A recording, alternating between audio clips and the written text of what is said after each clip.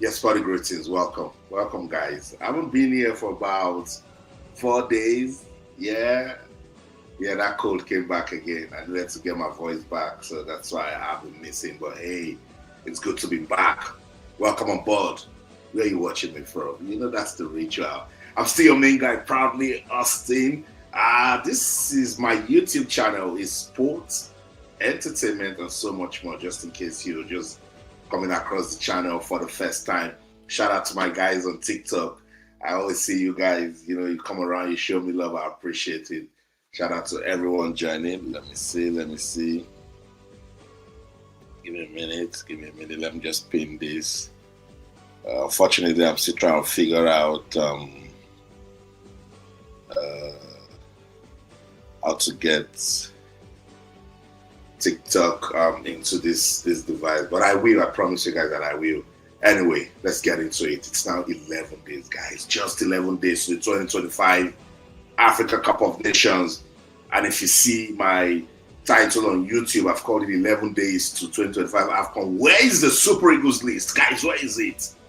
Where is the list? Who is holding on to that list? With 11 days to go, we should be knowing the guys that will execute Nigeria's mission at the Africa Cup of Nations.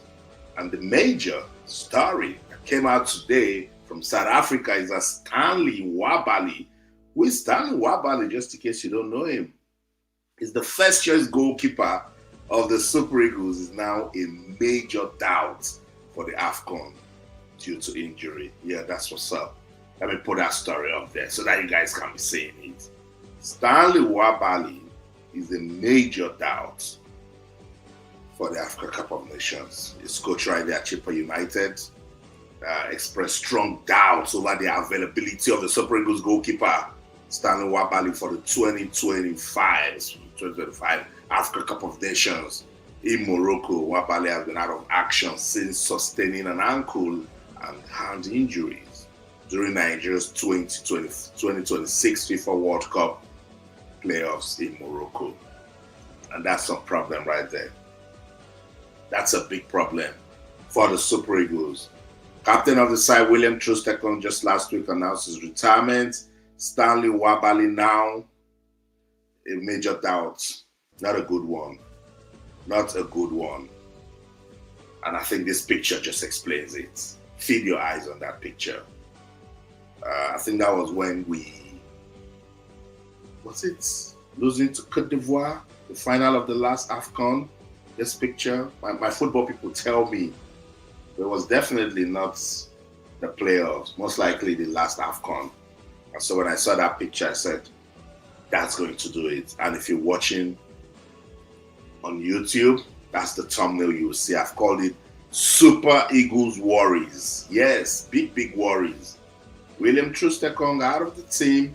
11 days to go. We do not have the squad list for the AFCON, and now Stanley Nwabali is a major doubt for the AFCON. Worries. I see the comments. Keep it coming, guys. Remember, I do this show for you.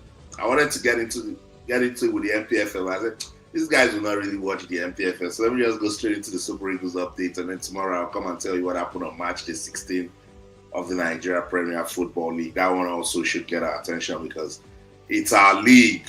But before I get into the conversation big time, I just want to say a special thank you, special shout out to everyone that has subscribed to our YouTube channel. Guys, we're over 12K. I only took this seriously right after the Olympics, I think. Yeah, and we're going strong and stronger. And I feel the love. So shout out to everyone that has subscribed to my YouTube channel. Shout out to you that is sharing my content, putting out comments. I appreciate the love. I feel it. 12K. I was still going strong. And it's because of you guys that I'm going out there now to chase those contents. I'll be going to Morocco for the Africa Cup of Nations and get close to the players, the major actors. Let me go talk to the coach. Let me go meet those NFL people and ask them the hard questions, So yeah, I'll be going to the Africa Cup of Nations to, chase this content. So stay with me like never before. But I just want to say Thank you so much. I appreciate your appreciation for my social media platforms. 12K subscribers on YouTube, 67 going to 68K subscribers, followers rather, on Facebook, 13K on TikTok. Instagram is still holding on to our accounts. They seized it because of intellectual property, that PSG Arsenal commentary that I did. But hopefully we're going to get it back. And when it comes back, we'll just, rock and roll with those 4 platforms. On X, 22,000, but I hardly do X because it's a lot of microblogging. I'm big on video. So shout out to everyone following me on my different social media platforms. I appreciate you. It was important that I put this out there. Thank you. Thank you so much. So more updates for you, just in case you missed it. That was the coach of head coach Goalkeeper United, Fusimuzi Vilakazi. He said, I don't think he will make it. He's talking about Stanley Nwabali. But when I was talking to him, he was confident that we recover very soon. I think they shouldn't rush him. That would be another big problem. If he's not 100% ready to come for the AFCON, if he wants to be with the team while he's recovering, fine, but we shouldn't take a bad situation and make it worse, But I know Stanley Nwabali is a top guy, strong guy. He might just want to push himself to get ready for the AFCON. But the coach said it clearly in that, a long article that I read, that it's not looking good. He has missed 3 matches since after the playoffs, important matches for his club side. So if he's not playing, then it means the situation is not it's not a light one. So that's the update on Stanley Nwabali. Unfortunately, that's what it is. We still don't have the list yet. That's another worry. Captain of the side, William Troost Ekong, has called it quits. That's another worry, and that's why I've called this one Super Eagles Worries. I've tagged that as the thumbnail so that you guys can say, what's going on? Why is Austin saying there are worries? But hey, it is what it is. It's what you sow, you reap. That's the updates, major updates. We'll continue to monitor it. Another update for you as regards the AFCON. We're supposed to have this practice match, but the date has been, pushed further because FIFA has said they will give clubs time to have players as much as they can. I think they can be with their clubs till about the 15th, before they start coming. So that friendly match, that practice match against Egypt has been moved to the Cairo Stadium for the 16th. Now the 16th, to be played 7 p.m. Nigerian time, 8 p.m. Egyptian time. Give us an opportunity to have a look at the team, see what Coach Chelle is doing. That game is on the 16th, so hopefully this week, before this week runs out, we're definitely going to have, the complete squad lists for Nigeria as regards the 2025 Africa Cup of Nations. Yeah, so that's information that you can use. But some countries, they aren't just joking with the AFCON. I've shown you countries that have released their squad list, I think about 2 weeks ago. That of Egypt was out, South Africa was out, Benin Republic was out, Angola was out, serious countries. But look who is breaking record. Look at them right there. Let me show you. Team that is making records already. Very important, we put it out there so we know that some people aren't joking. Let's take this back. Look at the team that's already in Morocco. The Cranes of Uganda. They are in Nigeria's group. They've touched down. Early birds. They want to get ready. They want to acclimatize. That's the Cranes of Uganda right there saying, no time. Okay? Let's get into Morocco and start to acclimatize. So you see people that mean business. That's what I'm talking about. We're still waiting for our list because people rush. You want them to beat Uganda. You want them to beat Tanzania. Do you know how they prepared? Do you know how ready they are? Particularly when they know they have Nigeria in their group and Tunisia. Countries are ready. Not joking. just thought I should show you guys. The Cranes of Uganda already touched down in Morocco for the 2025 Africa Cup of Nations. NFL, what's going on? Where's the list? At least let's know the players that will execute this mission for Nigeria. Let them start understanding the unity of purpose. Let them start knowing that, oh, I'm going to be doing this with this guy. I'm going to be doing this with that guy. Nah, something is wrong. Something is wrong. So I thought I should show you guys that, see, countries are not joking. Countries are not joking. They just want to come to the AFCON and prove a point. And if we want to go by the World Cup qualifiers, no small teams anymore. Nobody's coming here now to come and say, oh, because you are the Super Eagles, people will respect you. No, we're not doing that. Cape Verde is going to the World Cup. Nigeria is not. Nobody is looking at anybody's face again. This is what you sow, you reap. Yeah, that's what's up. 11 days to the 2025 Africa Cup of Nations. I've called this one Super Eagles Worries. There's no squad list. Captain of the side, William Troost Ekong, has quit. It's called the quit on international football. Whether or not we like it, there's the backstory to that. That is a worry to the team. Now, Stanley Nwabali is a major doubt, the first choice goalkeeper. That's what I'm talking about. We must find a way. We must find a way to make sure that planning and organizing is a thing. It's a big, big problem in Nigeria. We just don't know how to plan. That is a big, big problem. I really wish we can find a way to get out of it. Let me just see. Some of the comments already coming in.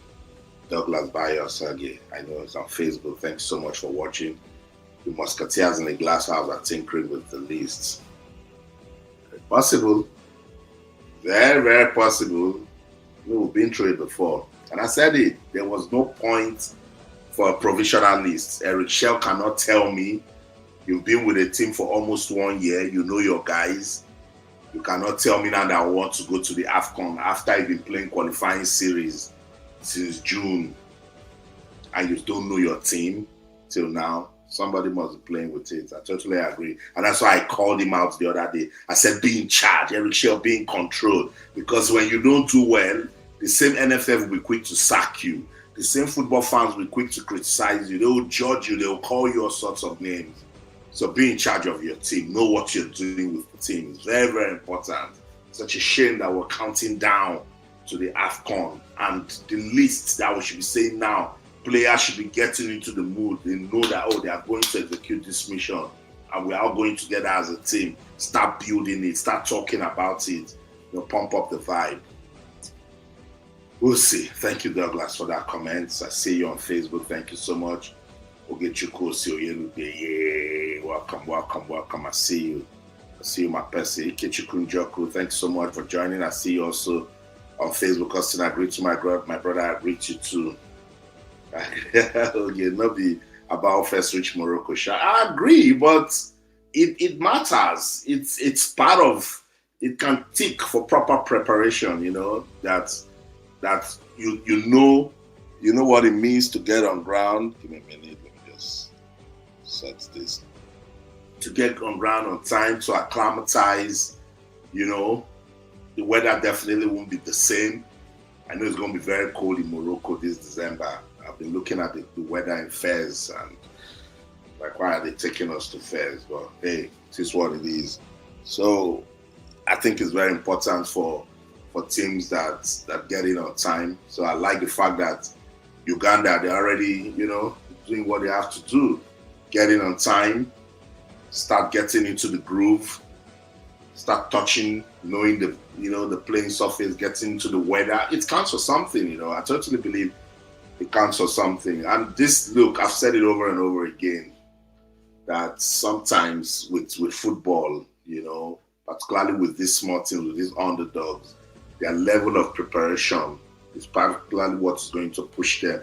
And I've been telling you guys, I've been giving you updates that with Uganda, Tanzania, Comoros, some of these small teams, the amount of work they've put into preparing for the Africa Cup of Nations, you know that they are not joking, they're not playing around. I like it so much. So yeah, okay, we'll see. Good morning, my guy. Good morning, David. I appreciate it. Welcome, welcome, welcome. You'll be the first to leave market, you know. You'll be shocked. Okay, we'll see. We'll see. Uganda is no pushover. Nigerians, that's what I always tell you guys, because we don't really know the level of development going on with these other countries with their football. Uganda is a pretty decent team. Remember, they've come to you to beat us when Vincent Yama was marking 100 games in the Goalkeeper Bayelsa Stadium. They came there and they stomped Nigeria. Now, that was a game we weren't expecting to lose, but they did it. You know, it was an easy win for them. So you never say never. This is football where anything can happen. So you need to be ready. You need to prepare properly. You know. So that's why I was saying the first step is to have that list. At least know the players that will execute the mission. But it's not coming. Nobody's saying anything about it. Leave it on you, my brother. Leave it to my brother. So, welcome. I see new persons joining us already on YouTube. Thank you so much for the love. Just in case you don't know, I'm your guy, Proudly Austin. This is my YouTube channel. It's sports, entertainment, and so much more. My bias is sports. So, I come here and I give you all of the juicy details. Hey, let's set the record straight. We did it the last time. A lot of people were arguing. Austin is a content creator. Austin is like that. I'm a broadcast journalist with over 20 years experience. There's nothing happening in Nigeria football in the last 20 years that I cannot tell you. So when you come to this channel, just know you're coming to, you know, to dine with an authority, someone who knows what's up, you know? So it's very important. Just to get what kind of content can this guy give to me? Nah. Feel free to go type the name on Google. Know what I do, know what I stand for, know what I represent, you know. I would have just left it as sport, but I wanted to diversify, let you know that there are other things that I know. That's why it's sports, entertainment, and so much more. In case you missed it and you're part of those who have shown me love to this YouTube channel, I'm saying thank you.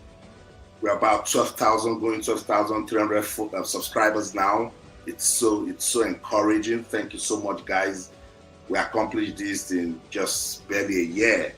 You know, and I haven't been as consistent as I should be, but you guys have been, you know, rocking and rolling with me, and it's so encouraging. Thank you so much to everyone that has subscribed to my YouTube channel, that share my content, that, you know, engage with it. On Facebook, you guys show me massive love. Even when I repeat videos, you guys watch it like it's new. It's so much love, you know, it's so encouraging. Thank you.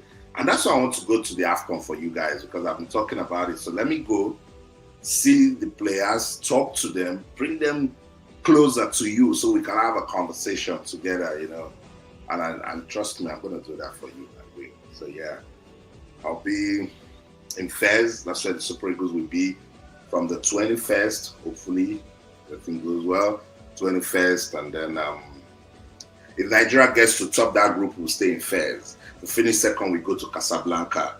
Yeah, I pray we'll top it. So we'll just stay in first, and then we know that we're going for round of 16. So after round of 16, and hopefully they can just go all the way. But hey, I am as open can be. No expectations with this Super Eagles team, because I mean, we've been there. Haven't we been there before with the team, particularly with the Nigeria Football Federation, just, you know, doing the way they want to do. Yeah, let's go back to that story I told you.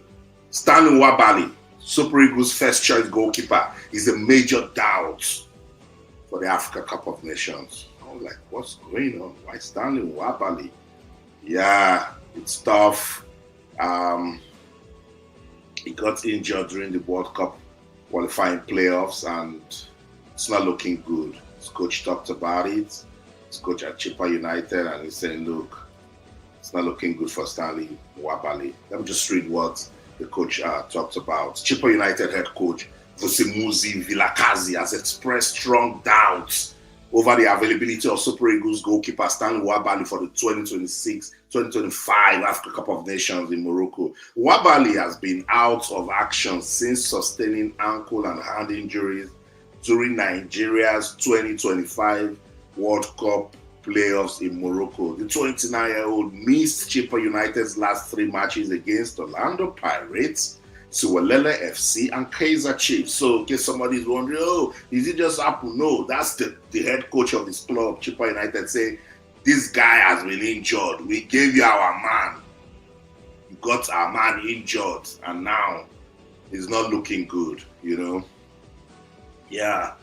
And they have reported that his recovery has been slower than anticipated. He was speaking to Supersport. Lakazi said the current state of the goalkeeper's injuries leaves his AFCON participation in serious doubt. I'll quote him. He said, I doubt it. Looking at the state of his injury, I don't think he will make it, the coach stated. When I spoke to him, he was confident he will recover very soon. But obviously, he wants to be at the Africa Cup of Nations. The reality for now is that he's still injured. I hope for the best that he might find himself there with Vilakazi. Further revealed that Nwabali's hand injury requires surgery, noting that the player had been managing the problem for some time before aggravating it while on international duty. Despite the concerns, Nwabali, of course, you know, has been included in Nigeria's 54-man provisional squad for the Africa Cup of Nations. Super Eagles head coach Chelle will be hoping for a rapid improvement, especially in the wake of recent setbacks involving Benjamin Fredericks, who is injured and will be missing the AFCON, and the unexpected retirement announcement of the captain of the team, William Troost-Ekong. My people, that's why I called it Super Eagles Worries. Guys, with all of this, what do you think? Because sometimes with football, when all these things start happening, before you know now, they will just go there, final. Before you know, they are lifting through. So, are these good signs, or these are just signs that, look, it's not looking good? Let's just forget about it. Just take our minds off, not expect so much. Just go to the AFCON, whatever happens. Guys, is this what this means? Or this is a sign that when things aren't looking so good, there might just be light at the end of the tunnel. Somebody tell me, what does this mean for Nigeria? But hey, I've called it Super Eagles Worries. Benjamin Fredericks, somebody that we're looking up to, young guy showing promise since he joined the team in June, got injured, did surgery, he will miss out. Captain of the side, William Troost-Ekong, say I no do again, retired.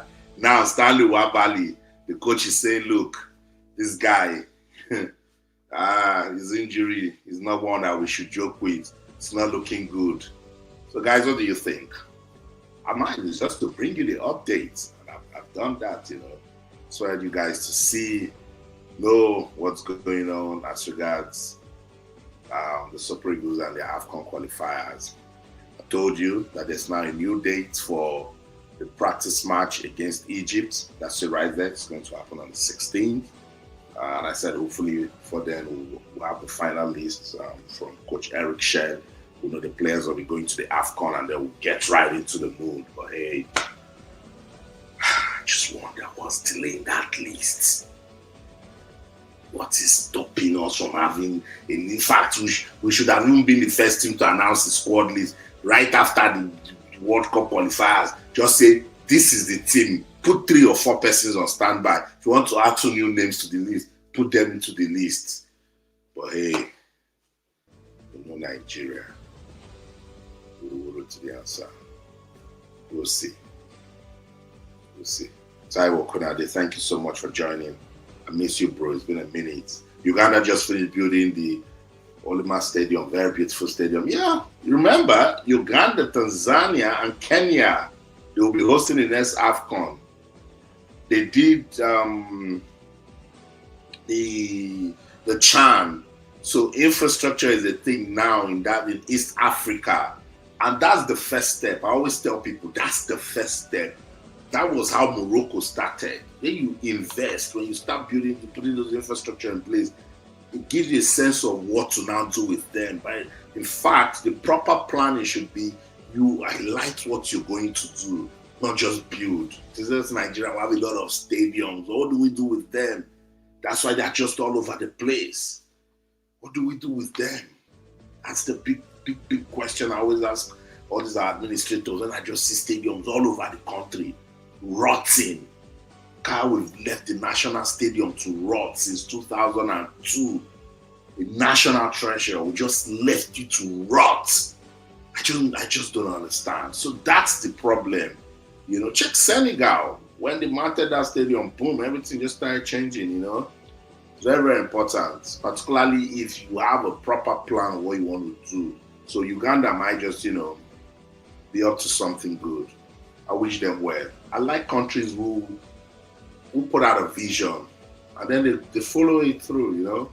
And I think that's what East Africa they want to do, because I was so pissed at the postponement of the CHAN.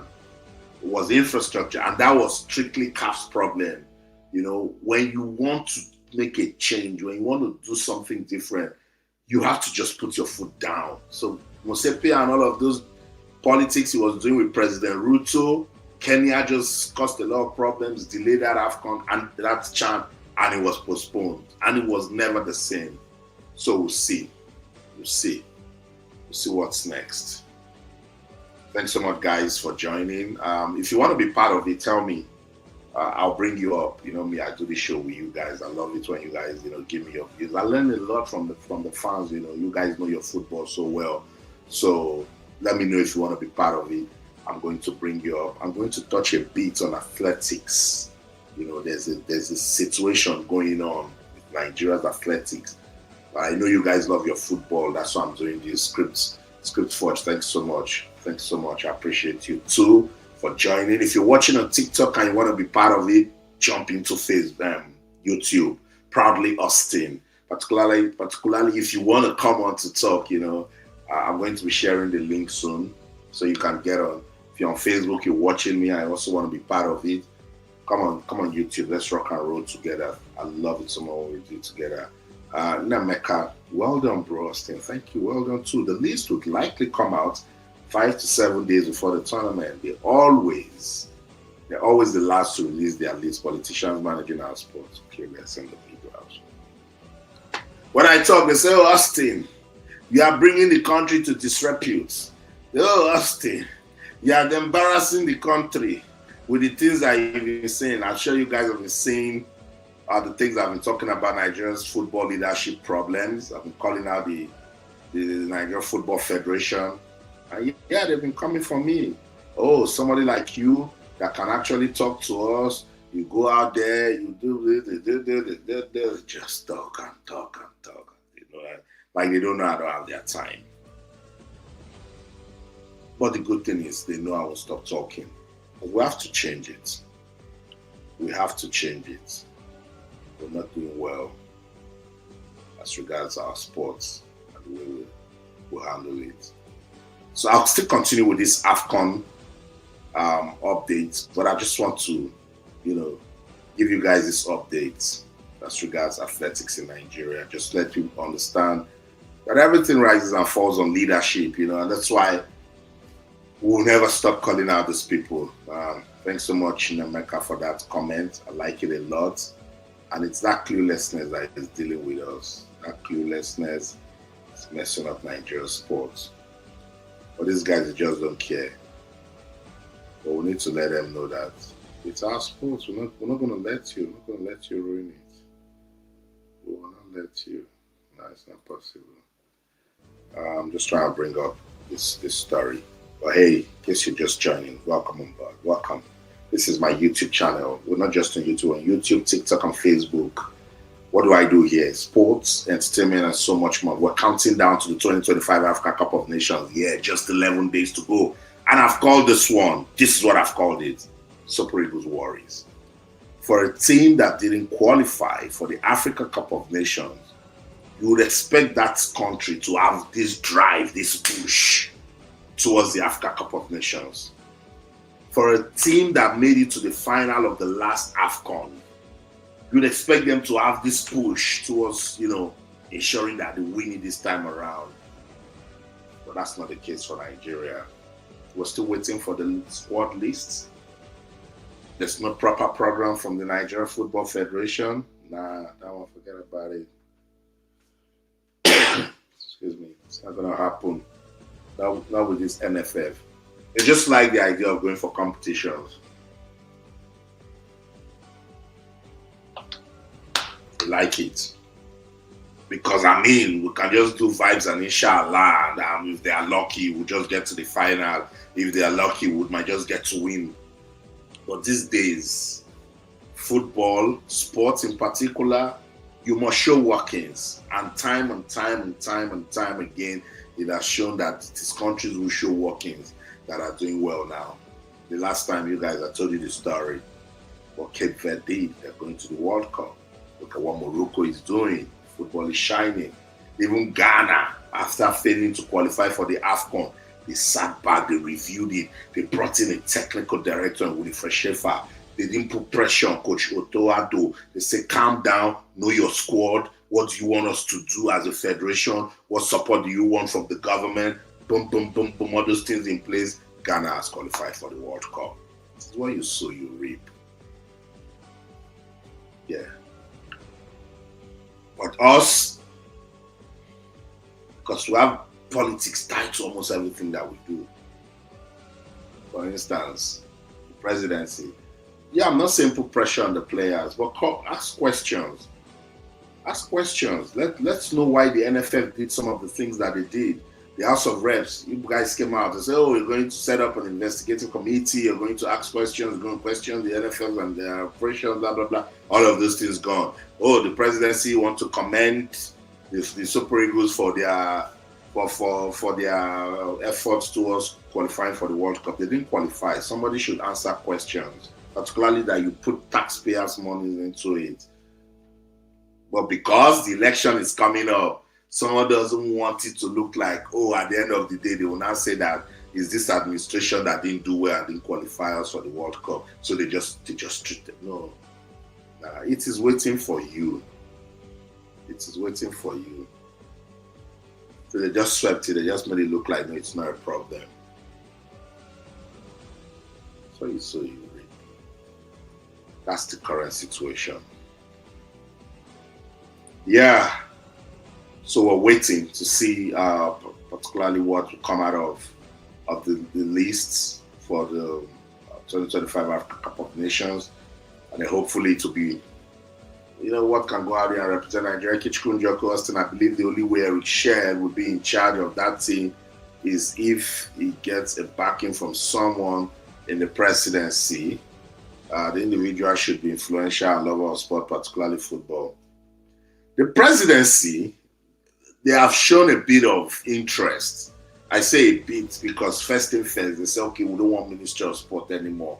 They brought the National Sports Commission. They employed technocrats. They appointed technocrats. Malam Shehu Diko, chairman, Bukola Olopade, who is a big sports consultant, who is a big sport marketer, who is knowledgeable, who knows how to use this, build a sports business environment. Those persons are in charge. But you see, what we always forget in Nigeria, it's not about individuals. The system. What system have we built? The structures. What structures are in place? I've told you guys the story over and over again. I met a member of the backroom coaching staff for the French team. We traveled together from Istanbul to Doha for the last World Cup. And the guy told me, after I said, oh, you don't have Nkunku, you don't have Pogba, you don't have N'Golo Kante, you don't have all your top players. The guy said, calm down. We've built a system. That's it, the guy told me. I hear it every day. So we've built a system that is plug and play. Come on. France made it to the final. Oh yes, they were this close to winning it.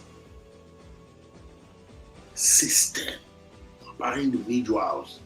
Because you get those individuals, those knowledgeable ones, those people with the technical expertise, bring them together, build a system. See, watch Morocco now. The king has built a system. See now, we've been talking about Morocco in the last 6 years. And we will keep talking about Morocco. And they've gone to the world stage now to win though. Don't forget, they're under 20 champions. Then that is very pivotal because that's the grassroots. That's them winning at the age grade already. Very important. Their women are not pushover or back-to-back AFCON finalists. And they're not big like us that we have to win. They are building a system. When they start winning, oh Lord. Even if they are not winning, they are going to host the 2030 World Cup with Portugal and Spain. Stop playing. They will make money. In the last 5 years in Africa, there's no big competition. Where have we been going for the Women's Africa Cup of Nations? They will still host the next one. They are going to host this coming AFCON. So there is no economics that is passing them as regards for sports at the moment, not just football, sports. Build a system. You could agree that the presidency should show that love and support, but they should. You see, it's a long-term process, and we are not big on long-term planning. That's our problem. We just want to do it now. We don't want to waste time. Let's just do it sharp. Let everybody move on. That's why we stay where we are. That's why we don't make progress. That's what we have to change. We must start building. And it comes with a lot of pain, a lot of sacrifice. Long term, it will hurt you. But when you start reaping the benefits, you see it. But we don't want to go through it. We have to go through it. It's very, very important. Otherwise, we're just wasting our time. We'll just be grasping on straws.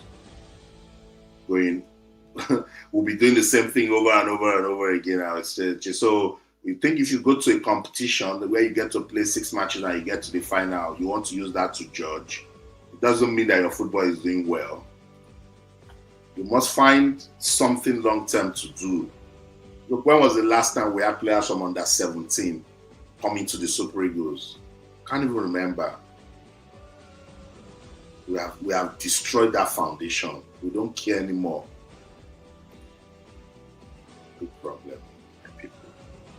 Big problem. The win at all costs. That's just what is destroying us. The win at all costs. Let's just win. No. Particularly now that president is giving money. Let's just win and go to Aso Rock and go and get our share of the money and move on. After that, for a team that's made it to the final of the AFCON at the last Africa Cup of Nations, why is qualifying for the World Cup big deal? You shouldn't struggle to qualify for the World Cup. Nah. So let me show you why this win at all costs will continue to ruin us. Let's pause on football for a minute and talk about the Athletics Federation of Nigeria. These ones, I just don't understand. What happened with Favor of Philly happened. Everybody kept quiet. The girl came out and said, our biggest pain is that the people that caused her pain, they are still right there in the Athletics Federation of Nigeria, that nothing was done to them. She left now. She has switched allegiance to go and compete for Turkey. Now, do you know what happened? Feed the eyes on this.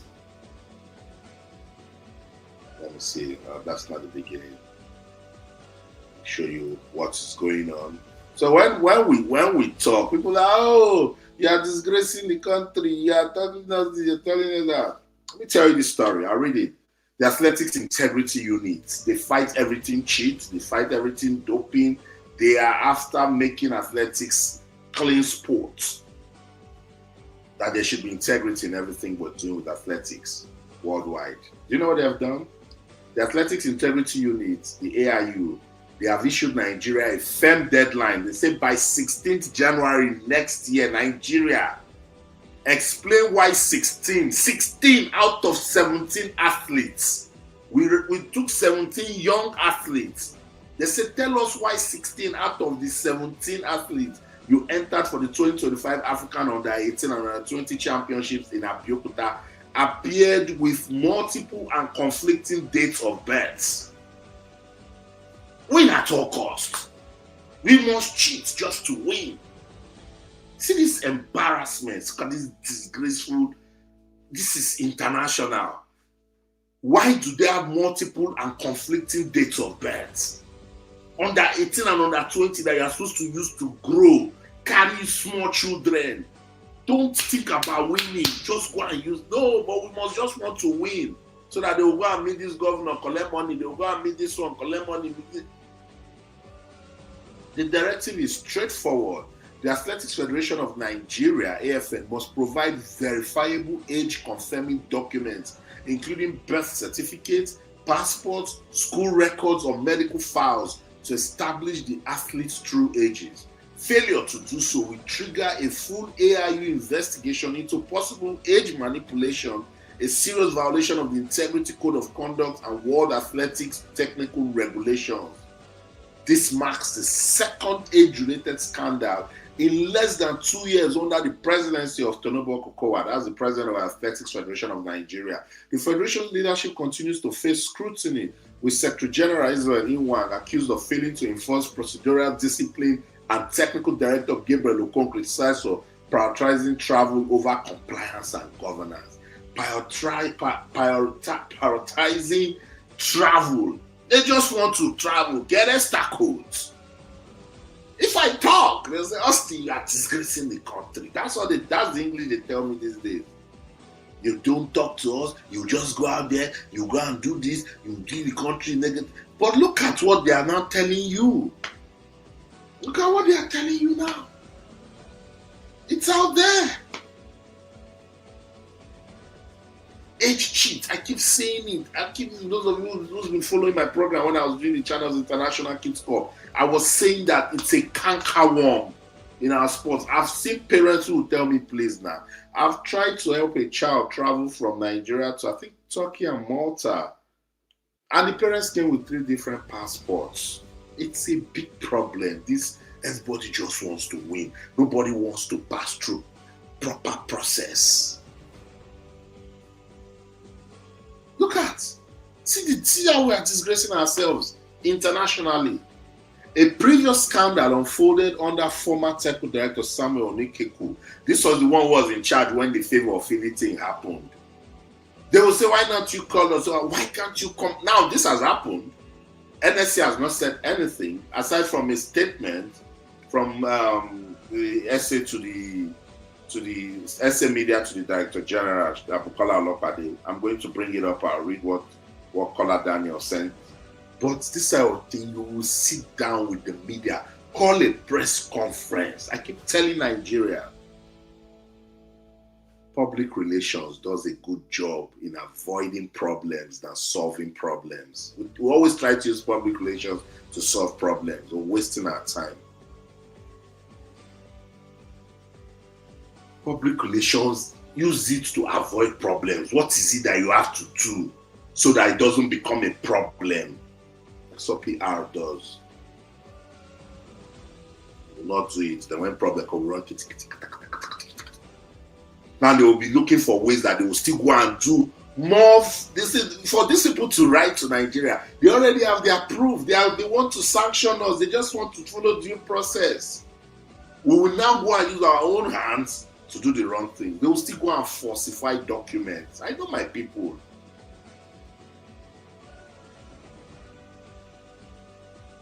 When there is no action and consequence in place, people just do anyhow.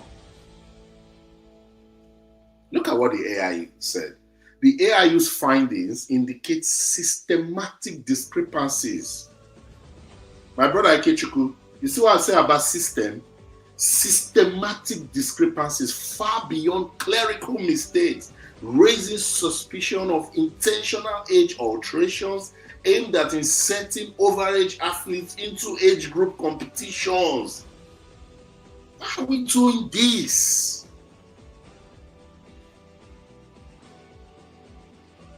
It's so painful that we just don't want to do the right things.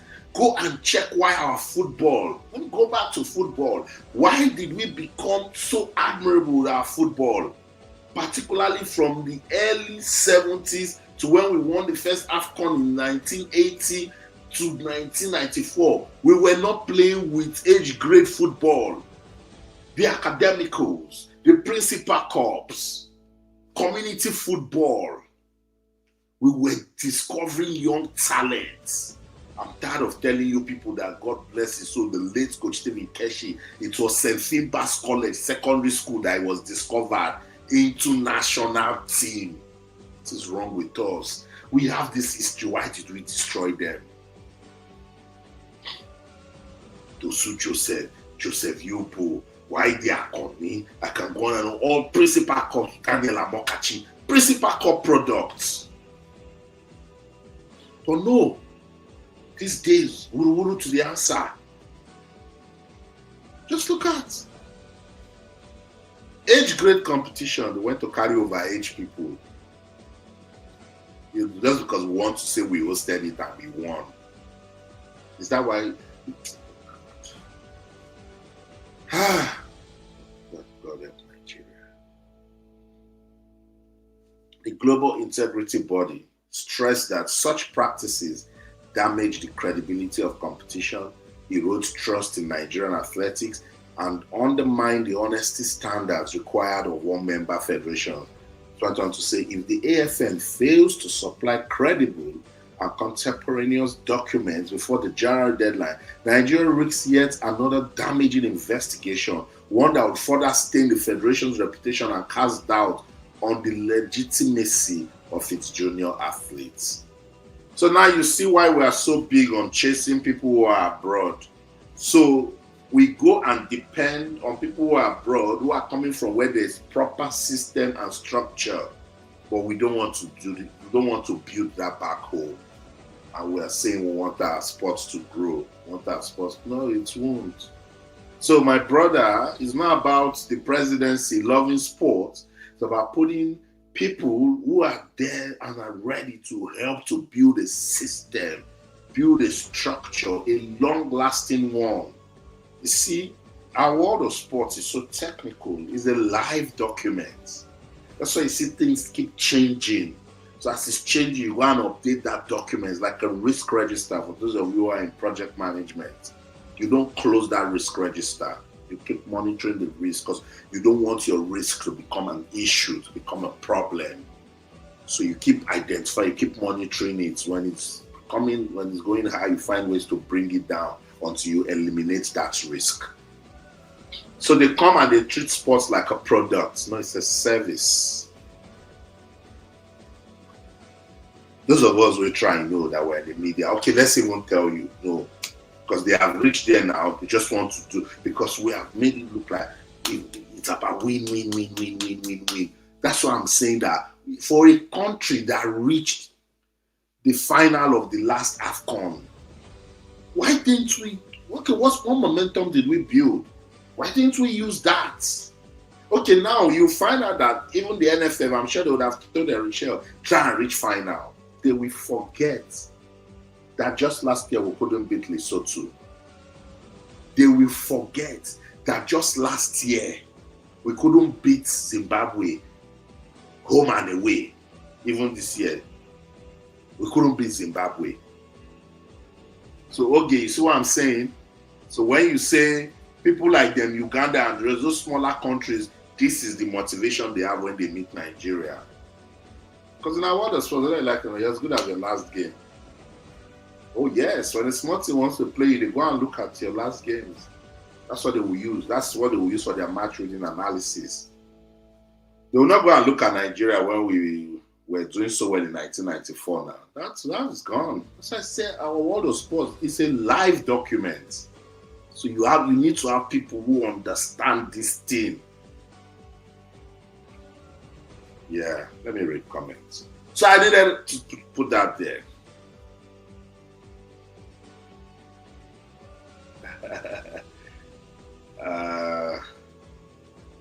You can't see me clearly, or you want to see me boldly? Okay, I say it now. Okay. Unfortunately, for those of you watching me on Facebook, YouTube, you're watching me on YouTube. Let me read your comments. Let me see what you guys are saying as regards what I just talked about. Yeah, I took that one. Bro, who's up? Nigeria is just making empty noise with nothing to show for it. Not even a single world-class stadium in the whole country. Shameless people everywhere. I agree. Even the Akwa Ibom Stadium will make noise. What's the level of maintenance? That is why the Super Eagles struggle at home. You cannot take these boys who play on posh, lush pitches and you go and take them somewhere that you are just managing to maintain. And that's the painful thing. When you know you want to bring 99.9% of your players from abroad, then you must build that same standard back home. Otherwise, they will come and they will struggle. And I have told them, I've told this ministry, these NSC people, these people, these particular elite boys, these boys you bring from abroad, they didn't grow up with win at all cost mentality. They win. If they lose, they put their headsets, they dance, they laugh, they move on. Nothing concerns them. Gone are those days that you see our players want to die for the badge because they grew up understanding what it meant to play for Nigeria, the hunger, the level of patriotism. These ones don't have it. They didn't grow up in your country. They stayed their own and go back, come and play for us. You not take them to your pitch where the oh my goodness. The behavior of the ball is different from what they have in Europe. They cannot even make passes. They cannot even run properly. What type of sprinkler system do you have in place? What kind of groundsmen look after the pitch? No. We just want to do the way we know how to do it. And it's not been working, but who cares? Who cares? When there's no action and consequence, nobody's holding anybody responsible. Thanks so much, bro, Finian, for that comment. Hey, my man Henry, wow, you're here, man. I see you, Henry. Yeah, I'm back. I haven't been feeling so good. I came down with a cold, but now my voice is back, so I'm here. Nameka, Austin, Maduka is now the first choice goalkeeper to use, now moving forward based on Nwabali's injury. Do you think that Uzo would have a chance to come back irrespective of his past errors?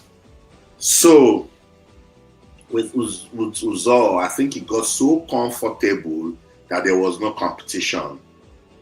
He got so comfortable. I think he's a good goalkeeper. I like him. I think he has a good command of his back line, but those errors is when you don't check that, oh, no matter what you do, they will play. So now that there's a bit of, competition, that even without Stanley Nwabali, if he's not careful, there's a mass of Basige, there's Adeleye, there is Maduka Okoye. So he will need to sit up, and I think it's important to current form. What are you doing at your club side? All of those things really matter. You want to play for the senior men's national team. Very, very, very important. Yeah. So, but I like him as a person. I must confess. TikTok, we're not liking the screen. Give me a minute, guys. See, TikTok, they're telling us that our page will soon go inactive because we're not liking it. So, my people on TikTok, please, let's like it. Let's get the page active. Let's really find a way to fix this TikTok issue. Yeah, shout out to everyone joining on TikTok. I see you guys. Welcome aboard. Let's talk about the 2025 Africa Cup of Nations. It's now 11 days to go. And I've called this one Super Eagles worries. Benjamin Fredericks injured. He will miss the competition. William Troost-Ekong announced retirement suddenly. We were hoping he was going to go to the AFCON. I think he's got one or two things to still give, irrespective of what people think. He announced his retirement from international football. Now, Chippa United coach has said that our first choice goalkeeper, Stanley Nwabali, is likely to miss the Africa Cup of Nations. So, worries everywhere. And we do not have the complete squad list for the competition. What do you guys think? Do you still think that with all of this, Nigeria can go to the AFCON and impress? That's the conversation I want us to have. So, start getting ready if you want to come. I'll put it up. So, yeah, in America, I think Uzo needs to prove his point. Look, I've said it that I'm not good with criticizing players. I'll just look at your current form, not your past, because it's very important. Current form, where you're doing the right things, you can use it to build a momentum and sustain it. So yeah, if the coach feels Uzo is good enough to do the job, all we need to do as fans, supporters, followers is to support the team. So yeah, I think Uzor can, do just enough to get into the team. Yeah, that's it. Harry, no list yet. Nigeria Magic, I tell you, my brother. Nigeria Magic, 11 days to competition would have our list. Nameka, remember Onana for Cameroon, similar lapses, but still maintain goal post for Cameroon. Second chance for Uzor would not hurt. Yeah, but look at Onana now. They dropped him. They dropped Onana for the AFCON. He's still shocked himself that they dropped him. So that's football for you. And that might just be a tool or the new coach, the director they gave to him, that these are the people who will cause problems for you when you get on the job. So get them out. Drop Tanana, drop Vincent Abubakar. And there's still the indomitable Lions of Cameroon. That's just to prove a point that nobody is bigger than a team. Football is a team sport. You might have the individual brilliance, but you're not bigger than the team. I think that's what they did with Onana.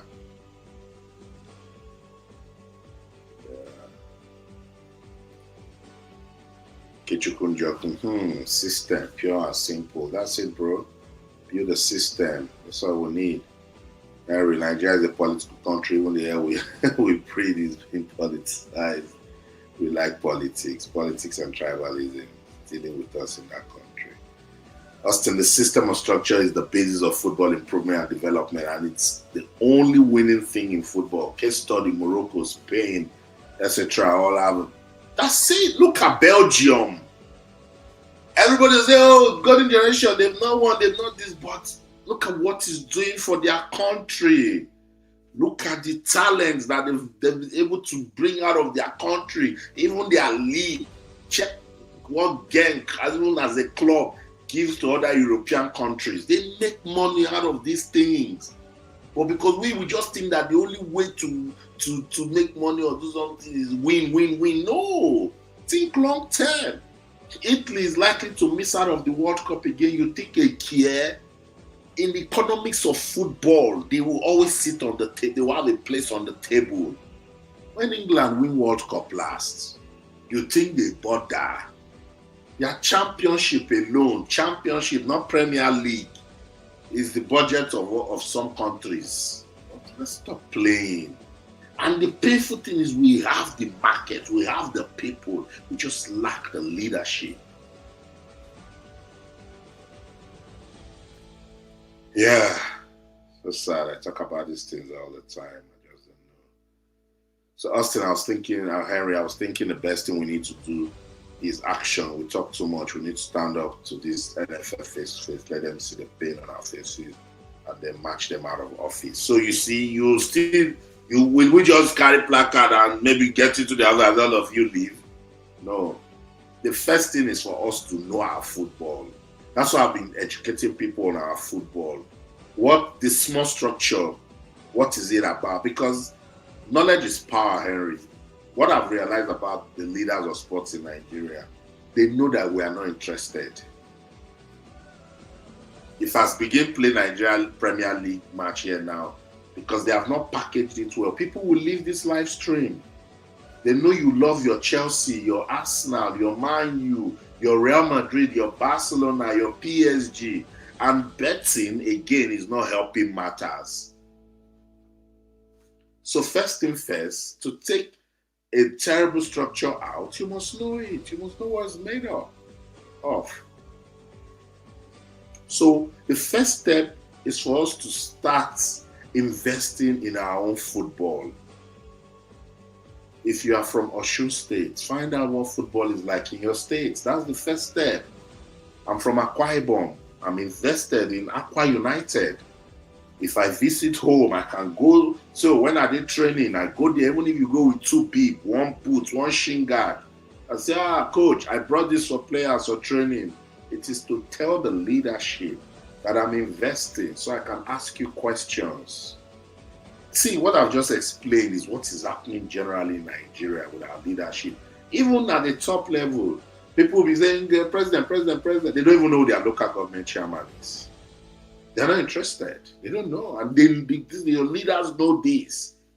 Because that's where it should start. They don't even know who their House of Rep member is, who is representing their senatorial district in the House of Senate. They don't know. They don't know. So Henry, we will not just jump up. We need to be doing this talking through the media, and then we start investing gradually. Start asking questions. What do you want to do? 44 persons make up the Congress that votes in the NFF president. 44. Out of that 44, 37 are the state FA chairman, the State Football Association chairman, and all of them belong to the NFF Congress. So when 37 out of 34 is already from your own setting, how would you not keep voting your own person? But they know a lot of people don't know these things, and people are not concerned. People don't even want to know who the NFF president is. They just want to follow Super Eagles, Super Falcons. These leaders, they know that that's what we are just all about. That's why they misbehave. So that's the first step. We need to be knowledgeable about the inner workings of football administration and management in Nigeria. That's the first step. So that if you have a chance to meet the NFF president tomorrow, you can have a conversation with him. Your state FA chairman is those 37 persons I talk about, they represent each of the states. So start with your state FA chairman, that what are you doing in our state with football? Because that's the man that will now go and vote the NFF president. You see? So first thing first, ask him what is he doing in his own state? What's going on in his state? Very, very important. So this picture of Stanley Nwabali just defines the mood and everything that I'm talking about. The man is tired and now he's injured. He's likely to miss out of the 2025 Africa Cup of Nations. This picture is also saying, Eric Chelle, 11 days to go. We do not have the list to the Africa Cup of Nations. What's going on? NFF. What are we doing? Yeah, Henry, that's it. Paul, hi. Hello, Paul. How are you? Where are you watching me from? Guys, don't forget to like the video. Don't forget to subscribe to the YouTube channel. So please, if you're watching now, like the video. That's the only way that the algorithm will push it out there for more persons to see, join us. Very, very important, please. And subscribe to the YouTube channel as you get it. Shout out to everyone on TikTok. Shout out to everyone on Facebook. I see you guys. Well done, well done, well done. I appreciate the love. I just said, let me come and talk with my people. Nameka, the system or structure identifies the foundation of everything. If the foundation is not strong, the building will collapse. I stated in the scripture as well, that's true. The new Siemens are all on the grassroots. This is what it is. The last time we saw products from the grassroots is the Osimhen set. Osimhen, Samuel Chukwueze, 2015. 2015. This is 2025. You're correct. Scripture said, if the foundation be destroyed, what can the righteous do? So the painful thing is they destroyed an existing foundation that we built from way back. Forgotten, we will go to under 17. Okay, let's even say we used to cheat. We still go to here and we win. Now we're still cheating. They are beating us at every level. Tells you the story.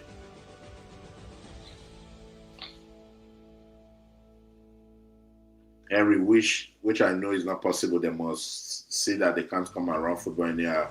They need better beating or warning for them to see that football is not real. People are watching this game. Script 4, Justin, zoom out your camera window so we can see you boldly.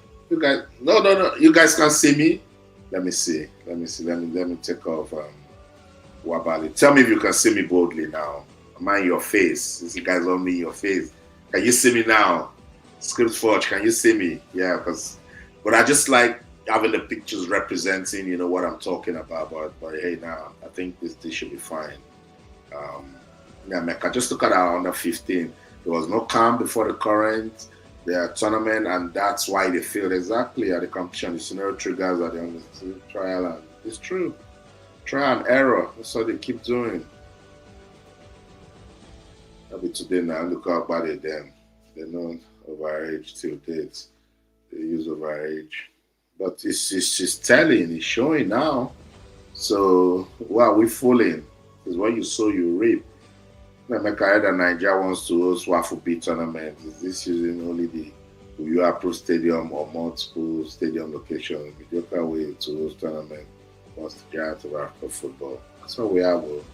The stadium in Abeokuta is not bad too, but I know they'll prefer to go to Uyo. Kechuku on current form. Maduka stands tall as our first choice goalkeeper. Yeah, Maduka is not bad. Maduka is not bad. Very decent. But he's too distracted. Women, they always distract him. They're always distracting him. He's always doing fine, boy. That's the problem Maduka play. Chooks. We have to use Maduka Okoye and start rebuilding his confidence. I wish we had Okonkwo of Wrexham. Yeah, good guy too. To increase competition. Yeah, Okonkwo is very decent. Nemeka Nicholas, maybe because they dropped Abubakar, large the anger on Osimhen, stating he's not the best striker when he cannot equate a matchup without anything for Abubakar. Yeah. You know, these days of social media, I think people just stay and say, I've not been trending, people have not talked about me like they want to forget me. Let me just come out and say Samuel Chukwueze is better than Messi. So well, boom, voila, this is the age of social media, everybody will start talking about it. So let's ask the NFF their next 3, 5, and 10 years plan to produce players across all age groups, including the Super Eagles. The same question for female footballers. You ask them questions, they will answer you. For action, not for talk, action. Okay, you can see me now on YouTube. Yeah, okay, cool. So, guys, that's it. I've gone through your messages. Thank you so much for those messages. If you're just joining, welcome aboard. This is your guy, proudly Austin. What do I do here? I talk sports, entertainment, so much more. Yeah. So tomorrow, if you come here and I'm talking about the Nigerian elections or international politics, don't be like, oh, what's going on? No. And when you see me do those things, let's come and talk about it. When it's time to talk sports, we talk sports. When you come here, I see me talking about Davido, Burna Boy, what is going on with them. Don't look like, oh, what's Austin doing now? So it's YouTube channel of diverse opinions, diverse views and events and happenings, but definitely sports is my bias. And when there's a big sporting event that I can follow, like the AFCON, I'll definitely be there, to follow it and bring you guys all the major, action, conversation. So I've just been looking at the Africa Cup of Nations and wondering what Nigeria can offer, with what we saw the last time. Can the Super Eagles do anything different at this AFCON? I've showed you guys the groups, but let me bring it up again just in case you haven't seen it. But by the way, the Cranes of Uganda, they're in the same group with Nigeria. And surprise, they are already right there. In Morocco, they touched down. We are waiting for our list. Uganda, they've touched down in Morocco. They're not playing. They want to get in. They want to acclimatize. They want to start their team bonding, get some understanding. And look, whether or not you like it, this is what it means to prepare. This is what it means to get into tournament mode. Yes, they are not as big as the Super Eagles, but this shows that they are serious. The Cranes of Uganda right there when they got into Morocco for the Africa Cup of Nations. I just thought I should show you guys so you see countries that are not playing, And whether or not you like it, what I've said about the Cranes of Uganda, I think they've done well with their football. I think they are not even a pushover side, with football in Africa. They are the team that on a good day they can stun you. If you underrate them, if you blink, they can actually stun you, So the group's scrolling right there if you're watching on YouTube, but I'm just gonna bring it up so those of you who haven't seen it can understand the different groups that we have for the 2025 Africa Cup of Nations. Just give me a minute. I'm gonna bring it up. Let me put Nwabali right there first. So you just be looking at my man. So big story that came out of South Africa. Stanley Nwabali has been tagged a major doubt for the AFCON. Big blue for Nigeria if that happens, because that's our first choice goalkeeper. Stanley Nwabali from the last AFCON till date, I think he has, given a good impression of himself. He has asserted his authority as a first choice goalkeeper. And now the coach said, look, this guy is injured. It's not looking good. Though Stanley has said, look, he's going to come, he's going to be fine, and all of that. But I'm saying, hey, don't rush him. Don't rush him. But I understand players, particularly when they have a big assignment, and this will be his second AFCON, He was so close to winning the best goalkeeper for the last one, but it didn't happen. So what's wrong with Stanley Nwabali? The coach confirmed that he's got ankle and hand injuries, and he picked them up during Nigeria's 2026 FIFA World Cup playoffs in Morocco. So that's what's up with Stanley Nwabali. I'll just bring up what the coach said. That's his coach at Chippa United, Vusimuzi Vilakazi. He said, I don't think he will make it.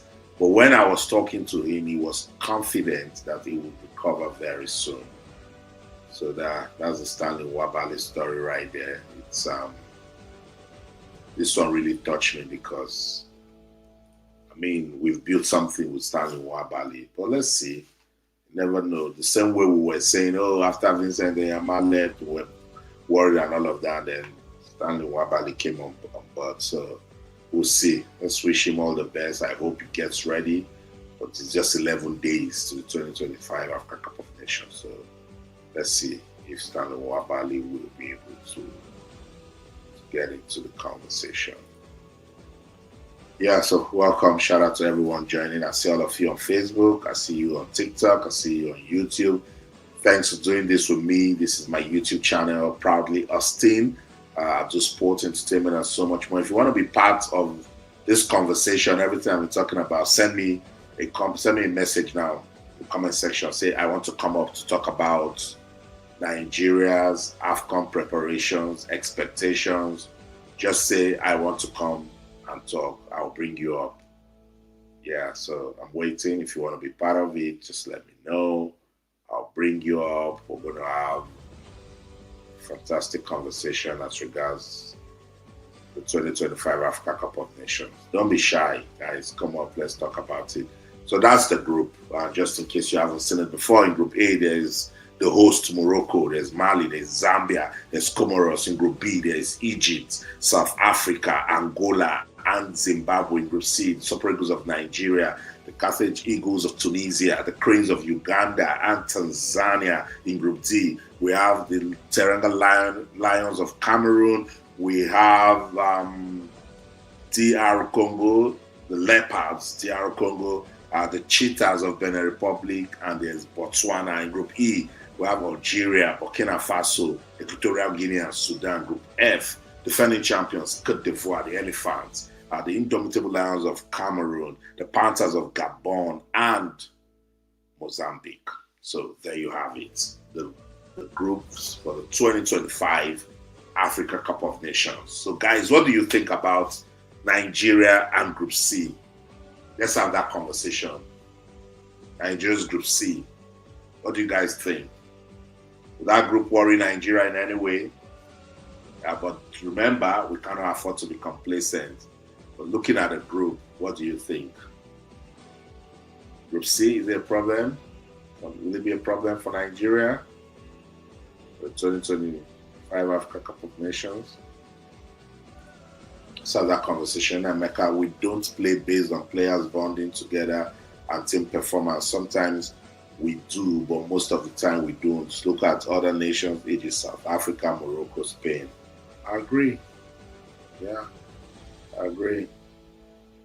So much is wrong with with football. And as I said, it's tied around that system that is lacking. You have to really sit down and build that system. Otherwise, you just run, just be playing competitions, go to tournaments, come back, irrespective.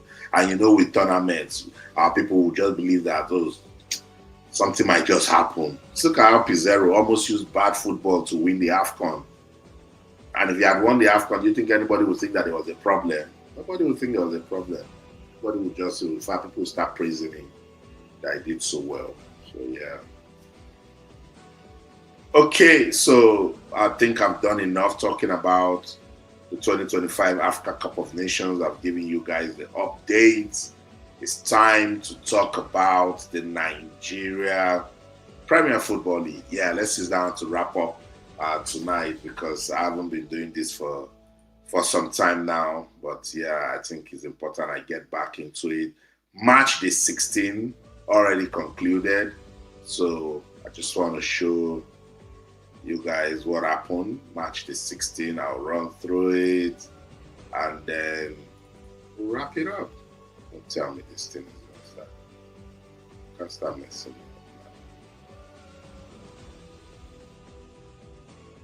Yeah, I really felt for Stanley Nwabali. Well, that's the point, Kelly. He had the injury and he was still using it.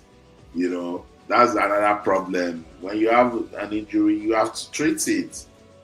I'm sure they would have just said, oh, manage it. Yeah, it'll be fine. It'll be fine. Let's wish him well. Wabobo. Like him a lot. Give me a minute. I'm just trying to get out the results from match day 16. You guys must hear Nigeria Premier Football League today, not from Super Eagles all the time. So that's another thing we have to do, so that these guys will know that we're interested in our own football too.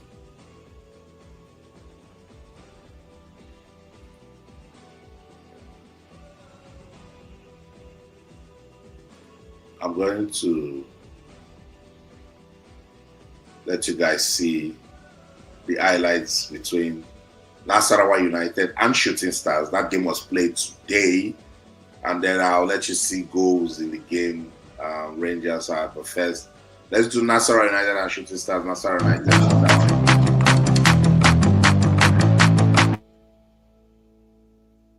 United won by a single goal. So I'll let you guys see the highlights. And then we'll come back. And then I'll let you see the highlights of the Rangers match. I think that one had 5 goals. Beautiful game of football. So this is the foundation, guys. The league is very important. That system that I talked about. So I'll let you see the highlights. Nasarawa United versus Shooting Stars.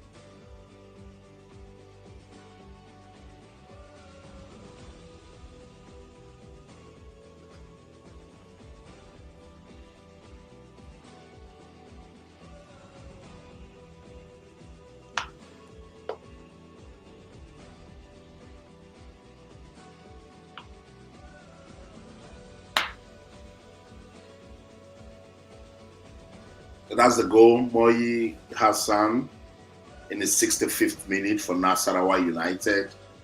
Beautiful finish. You know, Nasarawa United, it's not been bad season for them. That's a lovely finish by Moyi Hassan for Nasarawa United.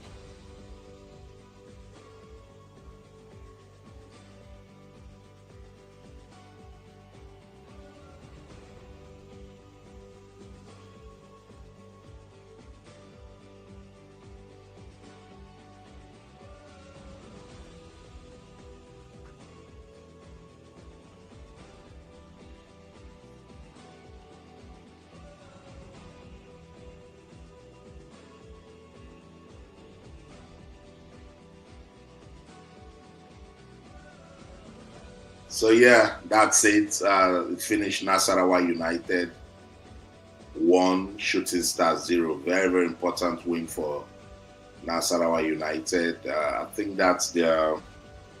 With that, they continue to top the table. That's their 9th win of the season. So Nasarawa United 9 wins, 3 draws, and 4 losses, and they are on top of the league table with 30 points. Ikorodu second on the log, Rivers United third, and Rangers fourth. Rangers jumped to fourth after beating Bayelsa United by 4 goals to 1. I'll let you see the highlights too.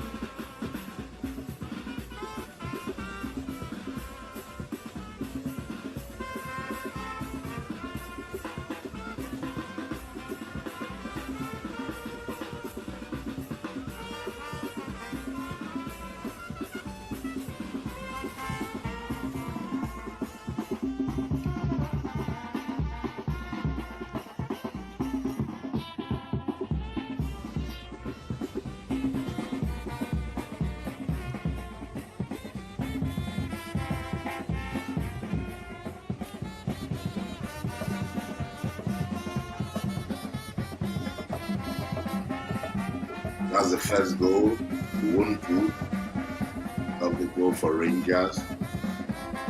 The Flying Antelopes. The guys, at the same way you follow your Chelsea, your Man U, your Arsenal, are following the Nigeria Premier Football League. The window with the first goal for Rangers. This match the 16th of the MPFL, Rangers versus Bayelsa United.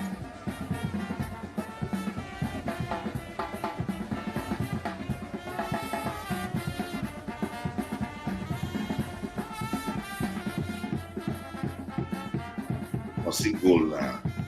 You see Bayelsa United equalizer. See that goal. Charles, can you see beautiful football? That was a lovely goal. Beautiful goal.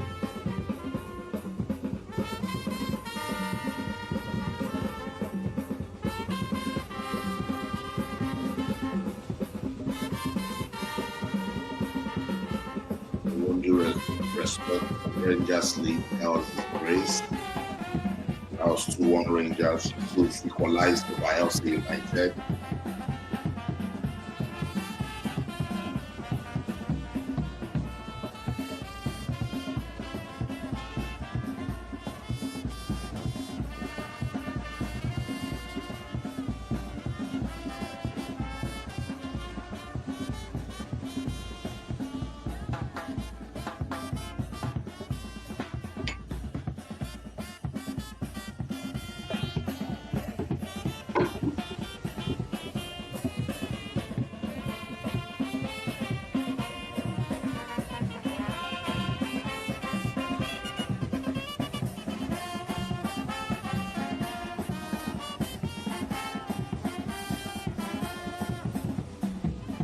finish. Lovely goal by Agu. Lovely.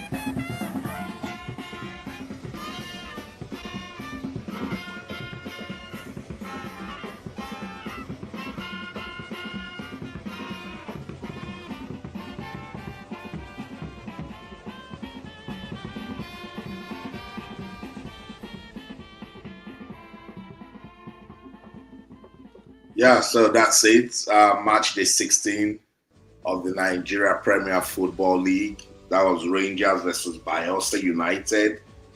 So, guys, you see, the football isn't bad. Tower TV, unfortunately, I've not edited Bendel Insurance, Katsina United. So tomorrow, I'll put that up. It was a big win for Bendel Insurance. I think that's their first away win. Is this in September? Their first away win, but very important result for Bendel Insurance. I think that took them to 15th on the log. So that's just their fourth win of the season. They've really been struggling, Bendel Insurance. So let's see what this sort of away win can do. So match day 16, after match day 16, Nasarawa United, top of the table. Let me see, why can't I bring this up? Let me see if it's going to answer me now. Stuff has just been playing with me. We'll just do the Premier League and then that's it. I'll try and come back tomorrow so we have more updates from the Super Eagles if there is.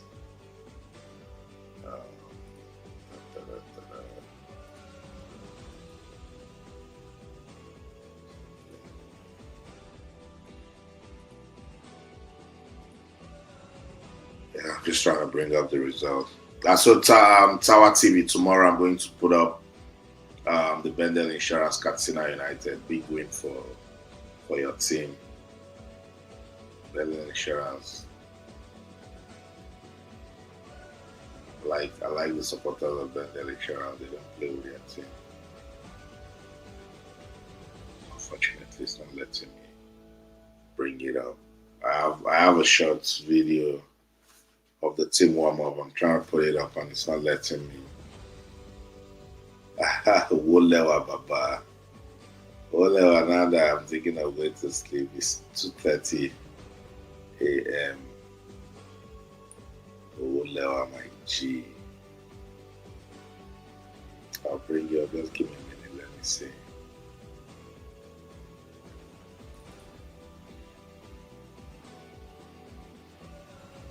Wolewa, come on YouTube. You have to watch on YouTube. I'm going to put the link now. And Tower TV, if you want to come up too, let's talk briefly about the Nigeria Premier Football League. I'm also open for that.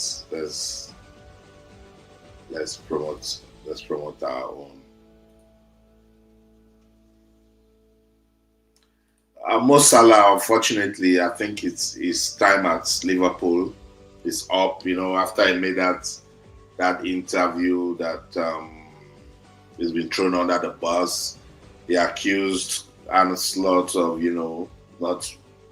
not wanting to play him and all of that. And the coach responded today to say, look, he has a right to his opinion, but you don't bring down the club the way he did. And unfortunately, they've dropped him. He's not traveling with the team to Italy that will play Inter Milan in the UEFA Champions League. So I think after AFCON, he should just. I think Mo Salah was done with Liverpool. I don't know why he agreed to sign that 2-year contract. Look, after winning the league, then just go to Saudi Arabia. They've been looking for him since. Go and make money. He has tried. I've dropped the link on YouTube. Come on in. Let's catch up on the Super Eagles and the league. Yeah. So that's the update on Salah. His action and consequence. The things he said about the team wasn't, I don't think he was professional, but he was hurting. Accused the coach of throwing him under the bus, accused the coach of not wanting to play him, and making it look like his time at the club is done. So, can't blame the coach.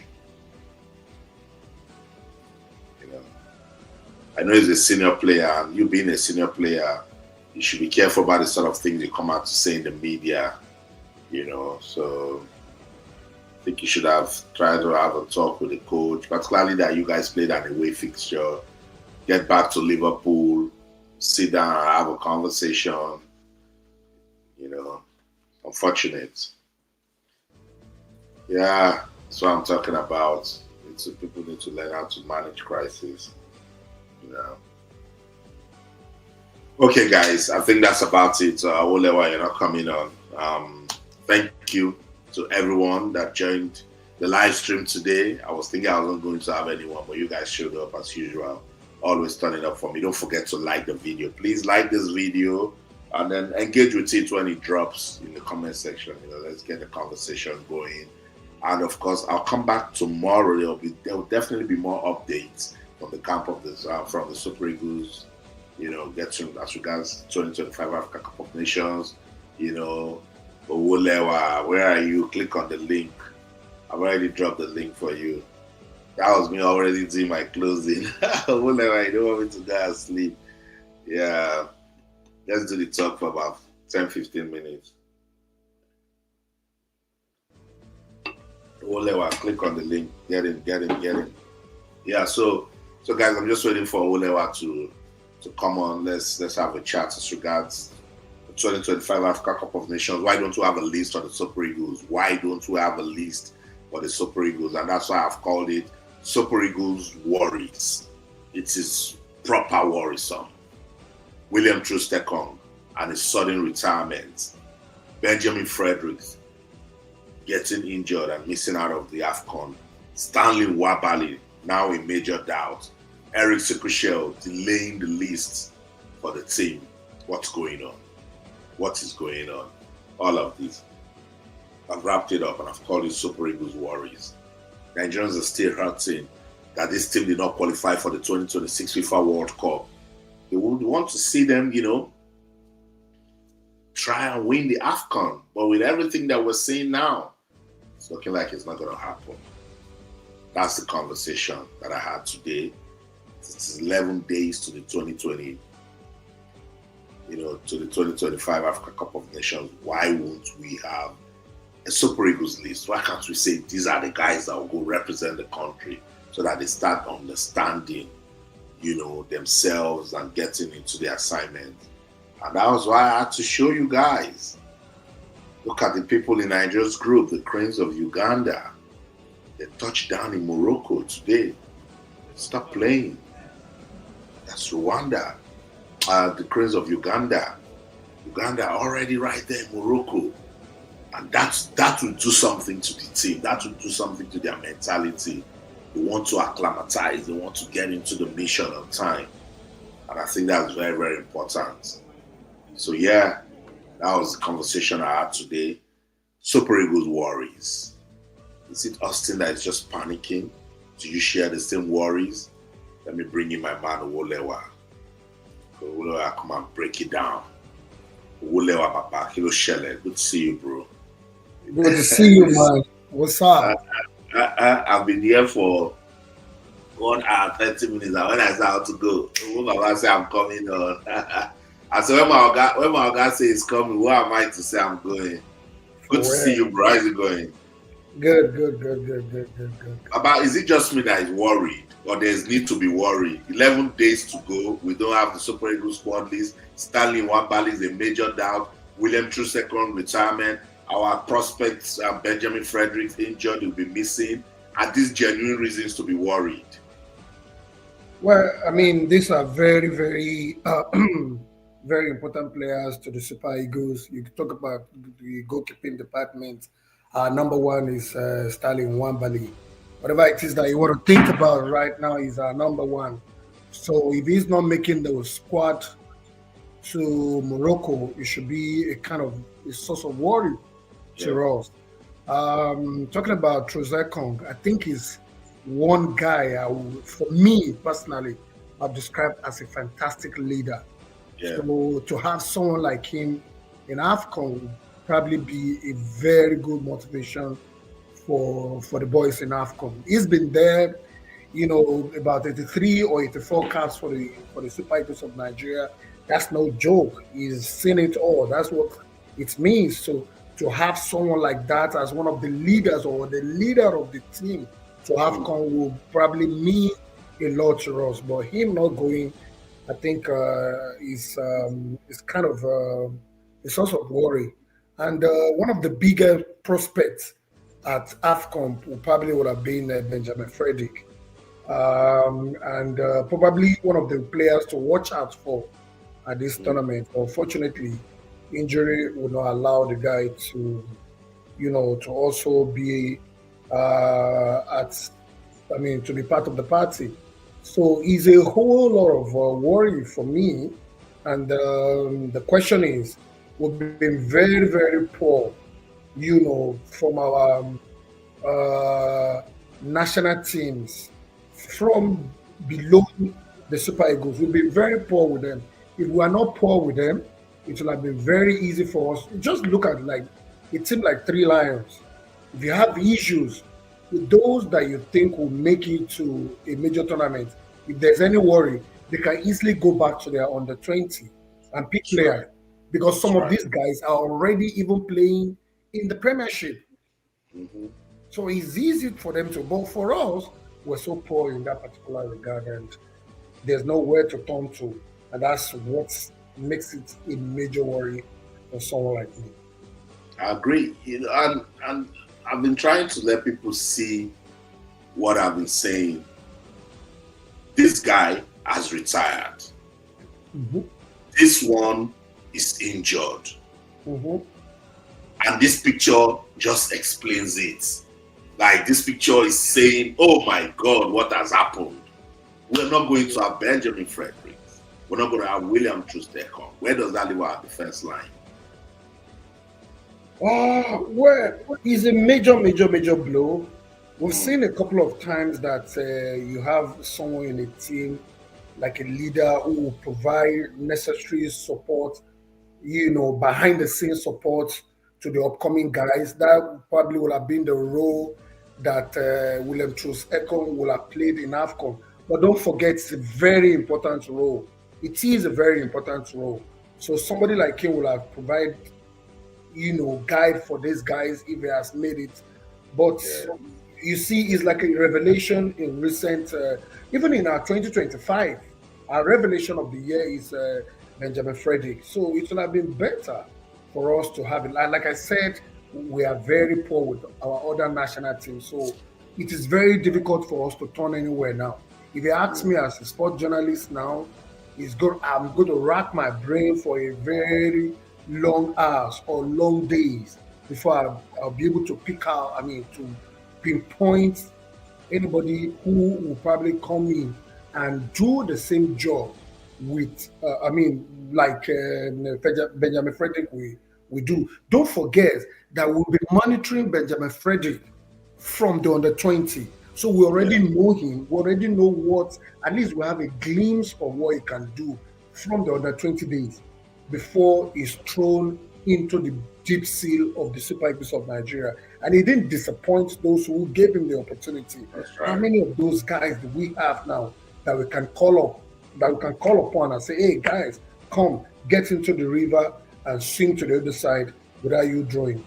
So it's very difficult. That is a very, very important department on the pitch that usually in those days you hardly see a very, very young central defender like that coming in and doing very well. Is a very, very important role. Is a vital organ of the defense. That's central.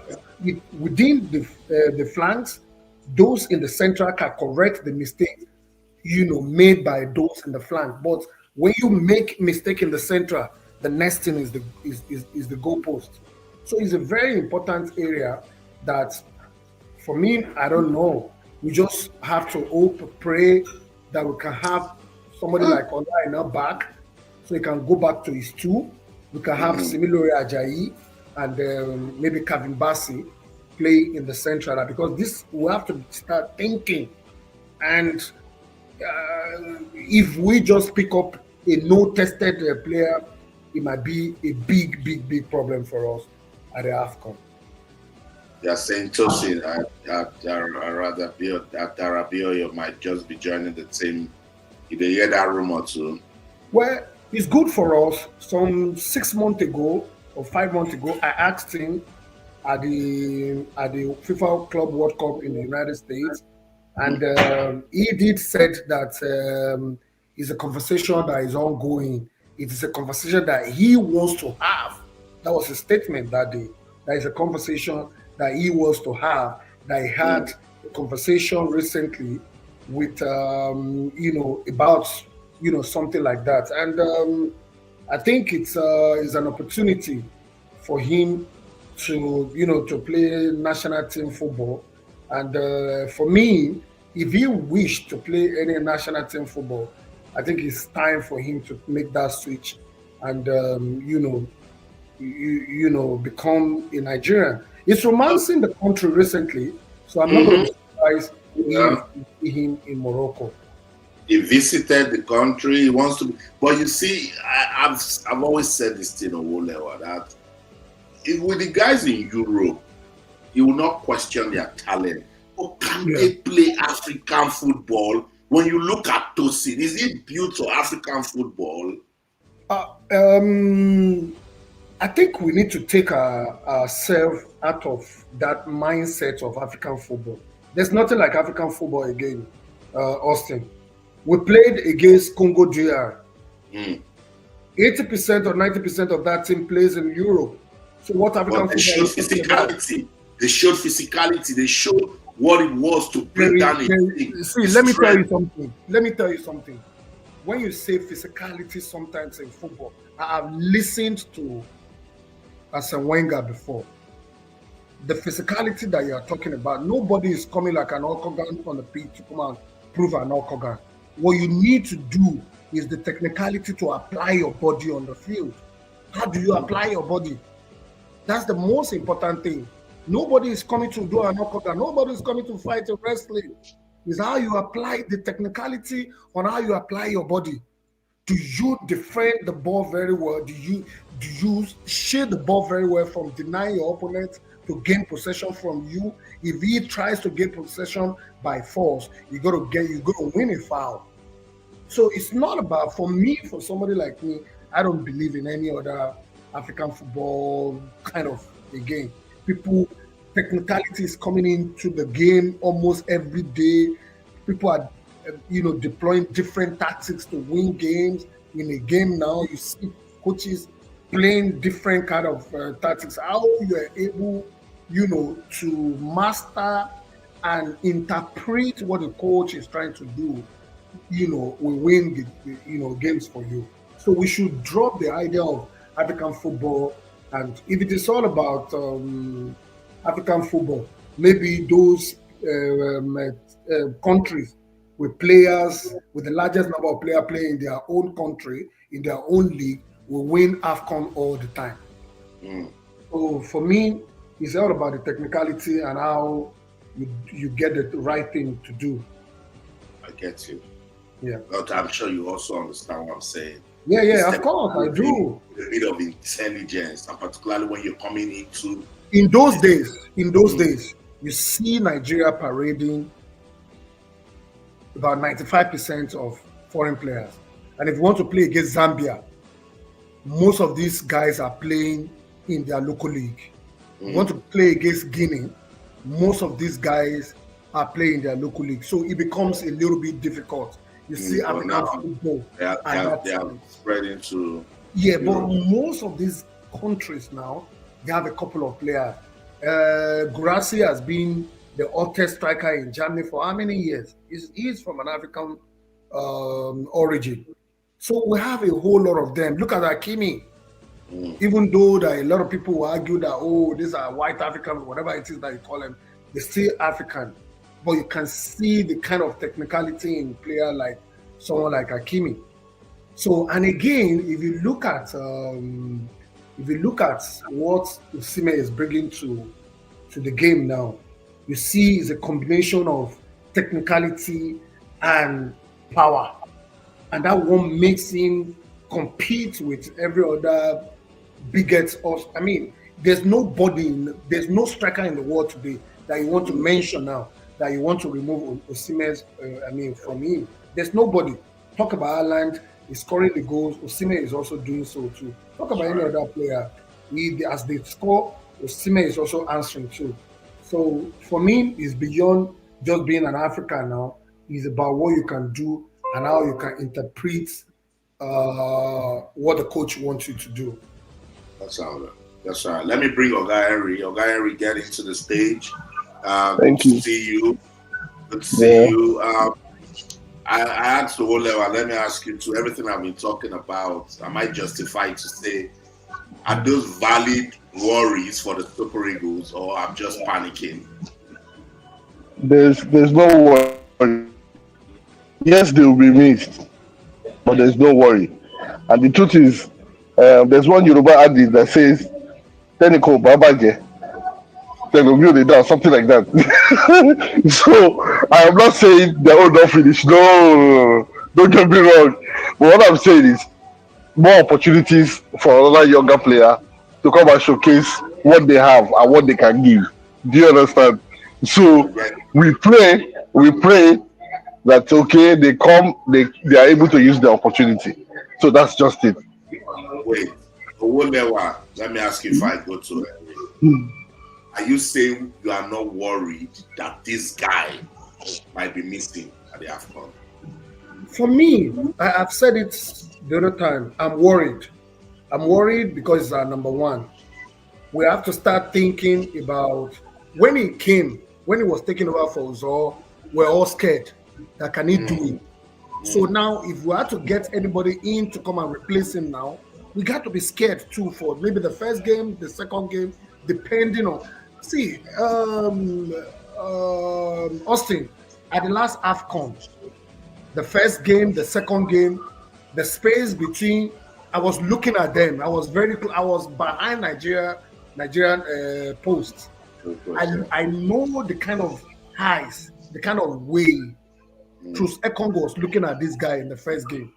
He wasn't looking at him like somebody who was part of them, like somebody or guy no come make any mistake, kind of Exactly.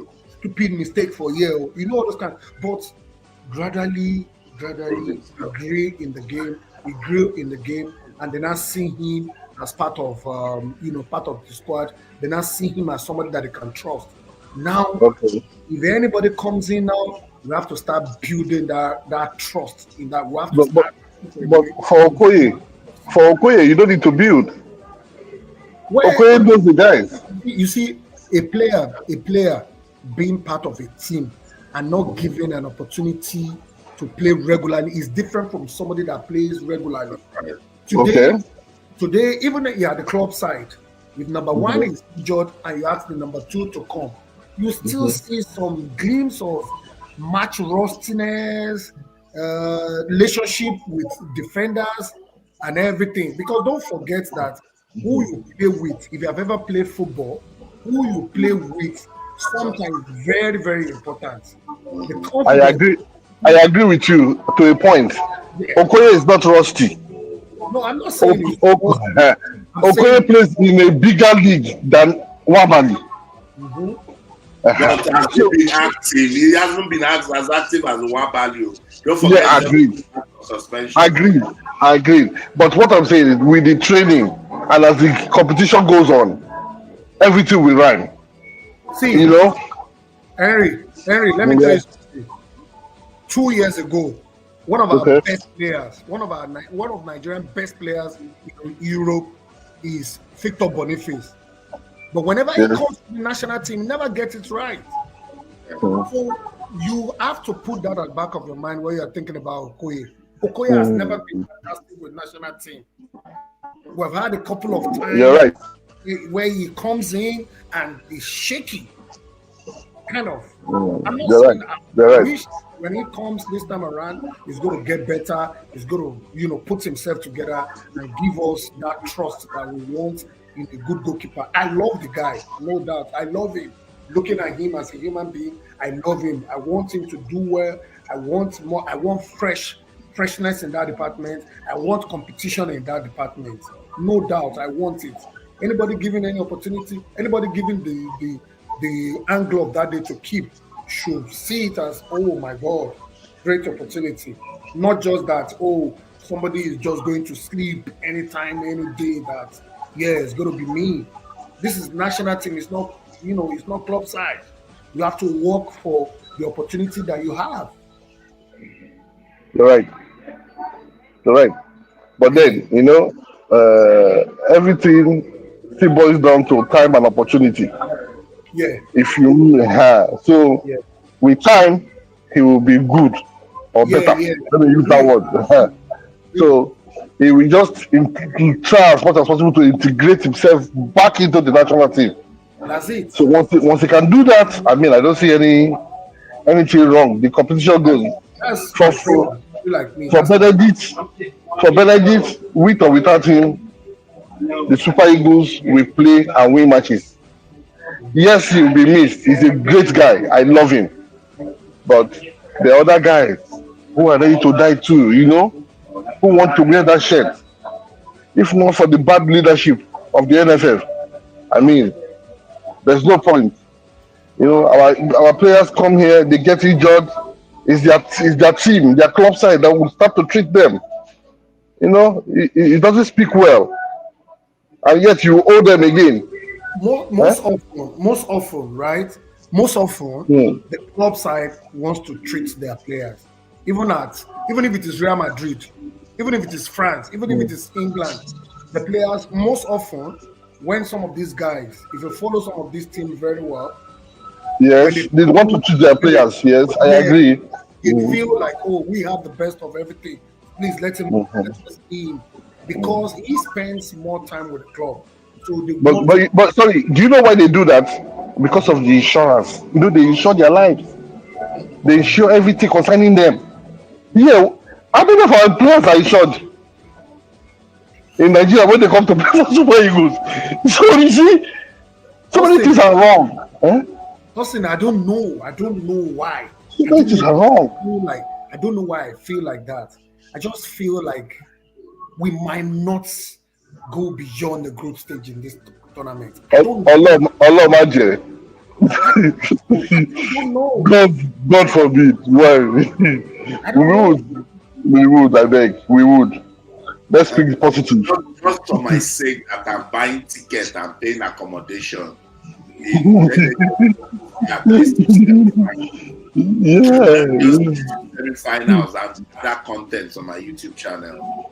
But I told you, no, I'm serious. Whatever has a point, because we are forgetting that just last year we couldn't beat Lesotho.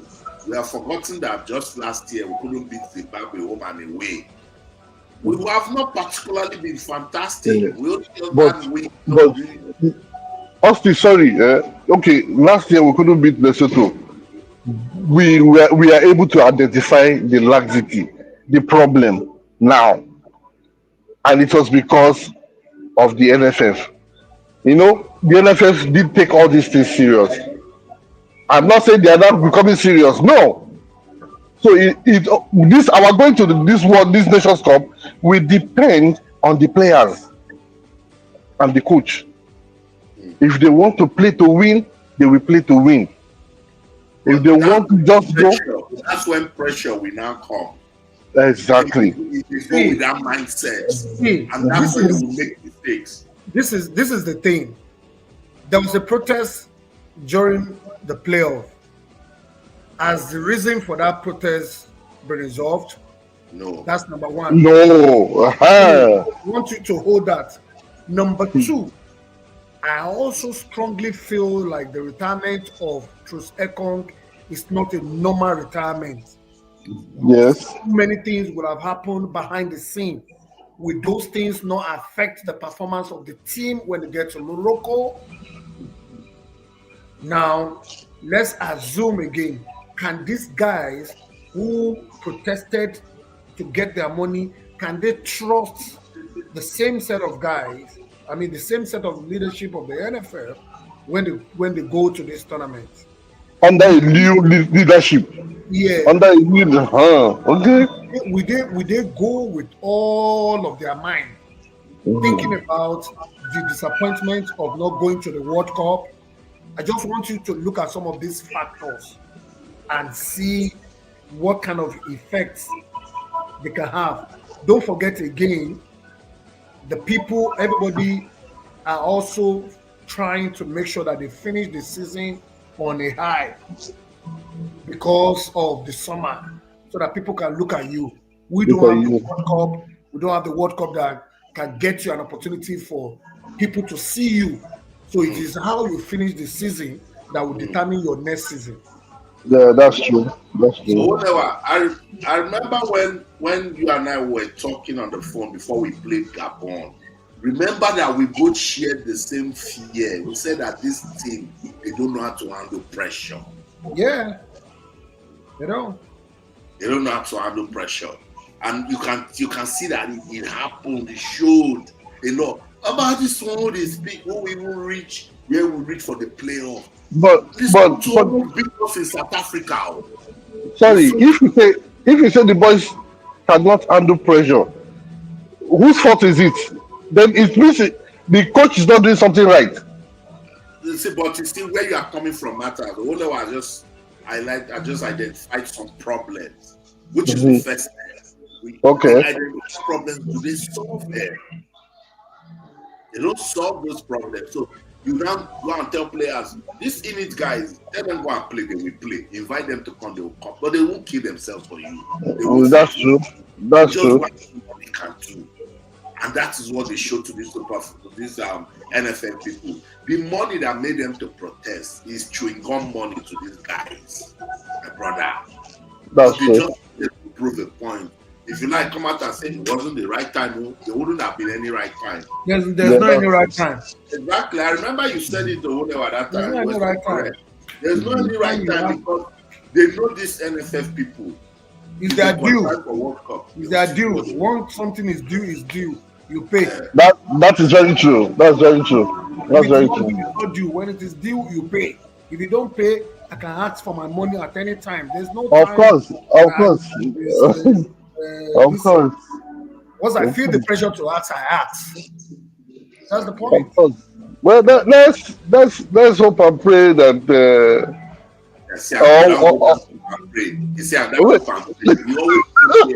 No, wait now. You know what? Even we hear what I want talk. What I want talk, we say. Wait I want talk, we say. Make all our boys even they fit, because I think that's what's delaying the coach from releasing the list. He wants to know who is fully fit, because there's no time to train. They just have only 2 days. We know our players who are playing. The 3 guys are full and they play. When you have Australia, they play. You have Wilfred Ndidi, they play. We have Stanley Nwabali is in doubt. We have Okoye. We have Uzo. You definitely have players. Defenders, Awaziem is playing well. So the only people that we know that are injured. We just need to have a team and come out. But basically, what I want to say is how terrible we are with problem solving. this thing that happened with the protest, would have loved to see a press conference, world press conference. NFF president, media officer of Super Eagles, captain of the team, talk to the media, explain why that crisis happened and how it has been resolved. It's the mentality now. So I have to run now. Sad. It's crazy, and I think what is happening in NFF is what is happening across the country. People don't get to. Nobody is holding anybody responsible for what they do. If we have situation that people hold, see, the only way to solve our problem in Nigeria, be it football, be it any other thing, is holding people accountable. If somebody knows that my job is at stake, if I'm not doing this thing right, we will make sure that he will not sit in the office and just expect to just eat money. Exactly. Baba, you don't get to finish exactly because they know that nobody can touch their job. That is why they are messing up. Exactly. The president knows that he's not doing well. People will not vote him again. Nobody will teach him all these things you are talking about. You will go to the office and treat that office like you are doing marketing, like you are an influencer. Yes. You will carry on with that office. But because he's very comfortable like any other person in Nigeria, so it just feels like, okay, we can do all of this and stuff like that. See, my brother, if you see the way, it's like when you put somebody in a mansion where you have everything in life, whatever it is that you want to eat, whatever things that you need in life is in that mansion, right? And you go and put him in one empty room, locked up. That's that's the difference between when they're in their club side and when they are in their national team. I've been opportune to be where these guys, not even a very big club, how they treat them and what we do. The difference is huge. Is what do you call it? It's patriotism that make some of these guys to come around and don the green, white, green. If you remove patriotism, how many of these guys will be willing to come? How many? It's tough, and that's why, in a way, I share your fears that, like, for instance, if they go now, they don't qualify from the group. Let's be sincere. How many people will feel bad? Like, how many people are expecting this team to go and win the AFCON? Anybody that is saying they are expecting Super Eagles to win the AFCON is not being realistic, because we know so well that they do not have what it takes to win the AFCON. It's not going to happen. They don't have the mindset, they don't have the technical expertise, they do not have the kind of support that you see teams from other African countries. See Senegal, see Morocco, see Algeria, see Egypt, see teams that I just showed you, Uganda, already right there in Morocco. We are waiting for our list. No, for the listing, worry less about the listing. I know that when I say worry less is because of some of the privileged information that I've been opportune to have in the past. I can tell you that most times, some of these guys who will be on the final list will have known by now. They probably will have sent their final invitation to their club sites. Some of the things that you are seeing outside is just for the paparazzi and what everybody wants to see. But for those who will play in the tournament, my dear brother, it will have all been done by now. I know that. I agree. We all know these things. But Olewa, you just talked about when you were at the back of the Super Eagles goalpost, and the way Williams Trustekton was behaving the first time Nwabali played. Yeah. It's important for players to know who is going to war with them. You see, Club Brugge, they have announced that Rafael Onyedika will go to the AFCON. We already know that they have contacted this club to say we'll be going. We know that they know the team, but it does something when it's in the public space. When the players, Olewa, me and you, we are 5 and 6. I know that Olewa is by my side. Don't be say on that day I go the year saying I told him they don't bring to compare me.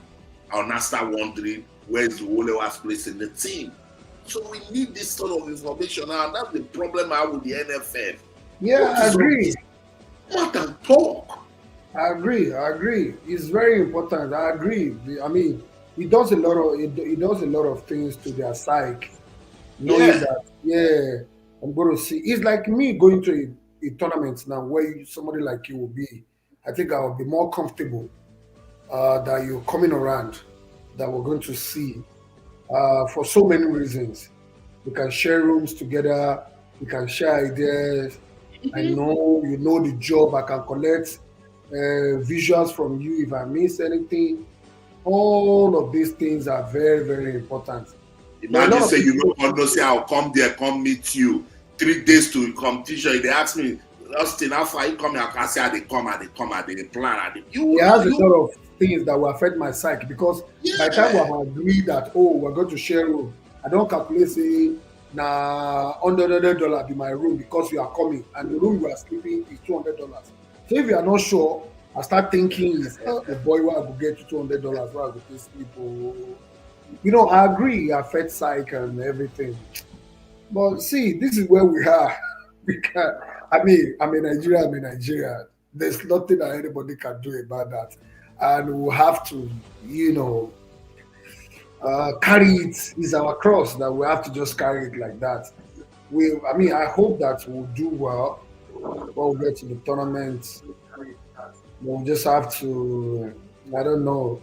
I can't even say if Osimhen is playing already now because we need that guy and we shouldn't make any mistake of going to the Nations Cup without somebody close to Osimhen in terms of quality. And for me, we have to ask ourselves, who do we have? Exactly. That's why, look, I've said it that I'm very neutral with this AFCON. I'm just going there because I have to go there, go and look for content, feed my subscribers. But that I'm going to any competition now, I'm beating my chest that Nigeria can win. Nah, I'm not going to do that. Will I support the team? Yes. But I'm killing all forms of expectations, That's the only way to live long, though, particularly if you have high blood pressure issue. You don't get that. That's what I'm saying now. For people who get, but me, if I get to, I don't get to. I could just day playing. It happened. But it wasn't you who was telling me that you've not given up. Not be match the 7 and 10 say I don't lock up for World Cup. Yeah. You match the 7. I've moved on. That thing really, really pains me. That thing really pains me. I said the team no touch me. I did the watch along against DR Congo. And I was talking to people from DR Congo and the rest. And so that thing pain me. Oh boy, it's after that we couldn't beat Zimbabwe in Uyo. I said now we are going nowhere. That 1-1 and the time we considered that goal, I said there's no point. Let's be sincere to ourselves.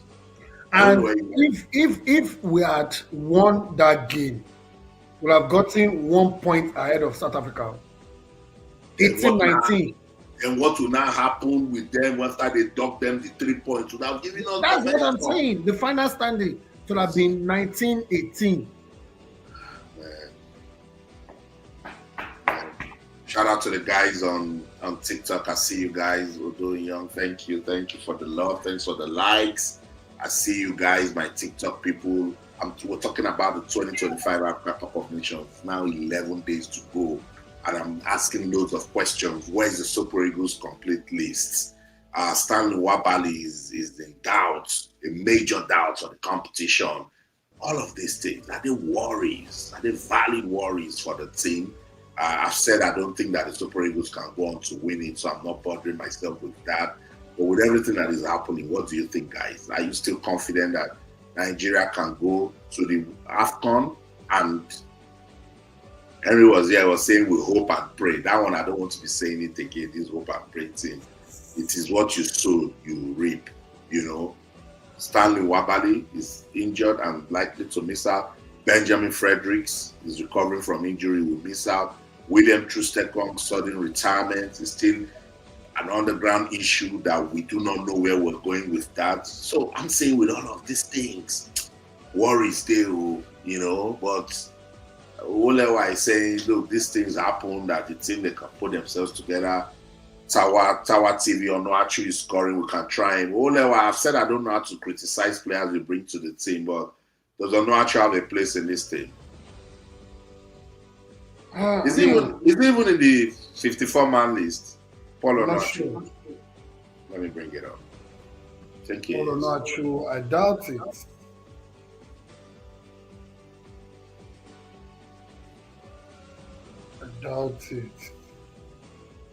First, I wonder what be sincere. That 54-man is it not a stupid joke?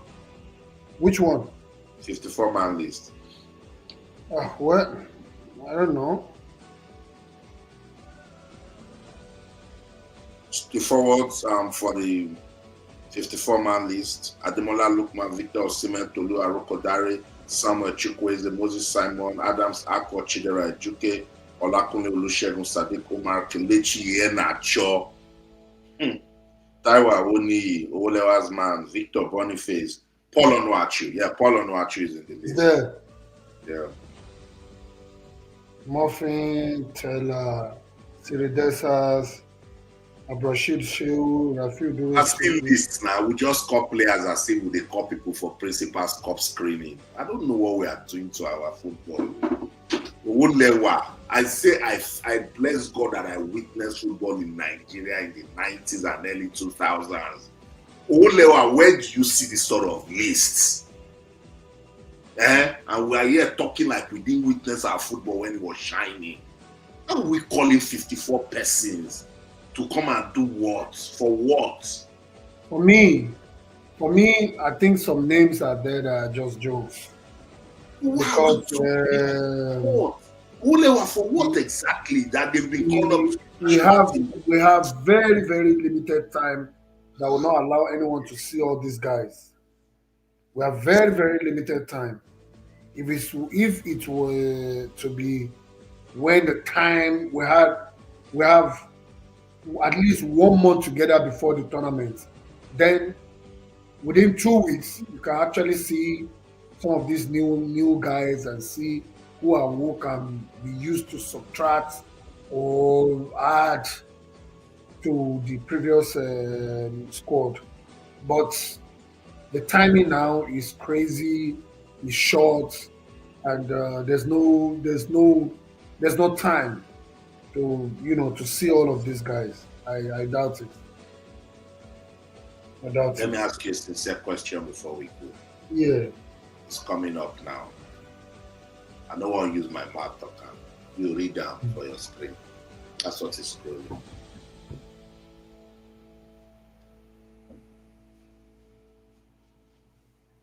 Can the Super Eagles win the 2025 AFCON? Oh, that's a very difficult question to answer. I doubt it, but it's not impossible. Baba, I know this is tournament football, is different from the marathon qualifiers. Yeah. And you see, Pizarro, even with his negative football, was this close to winning AFCON. So I agree, but let me bring the groups again and read it. Because we don't, the problem with us is we don't know how Africa football has grown.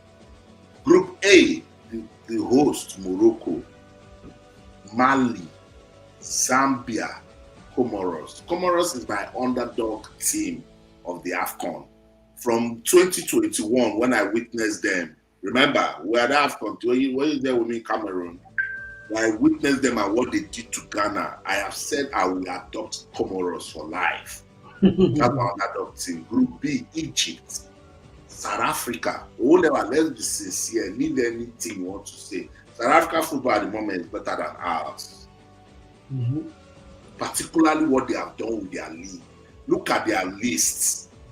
18 is from their league. 18 players is from their league. So it tells you that if it's camaraderie, it's team bonding, if it's philosophy, system, they have it. Group B, Angola, and then there's Zimbabwe. Zimbabwe is, okay, I say Zimbabwe is my third underdog, but Botswana is my second underdog. Group C, see this our group self. It is very dicey. This is our group. Very, very dicey. Baba, I was going to Cameroon.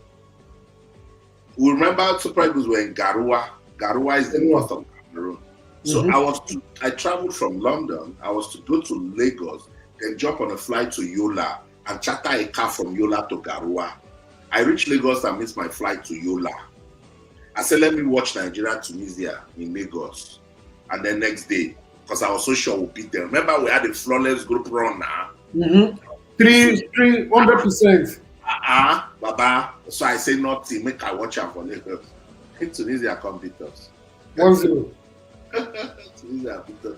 Tunisia had 8 players that were out due to COVID. First team players.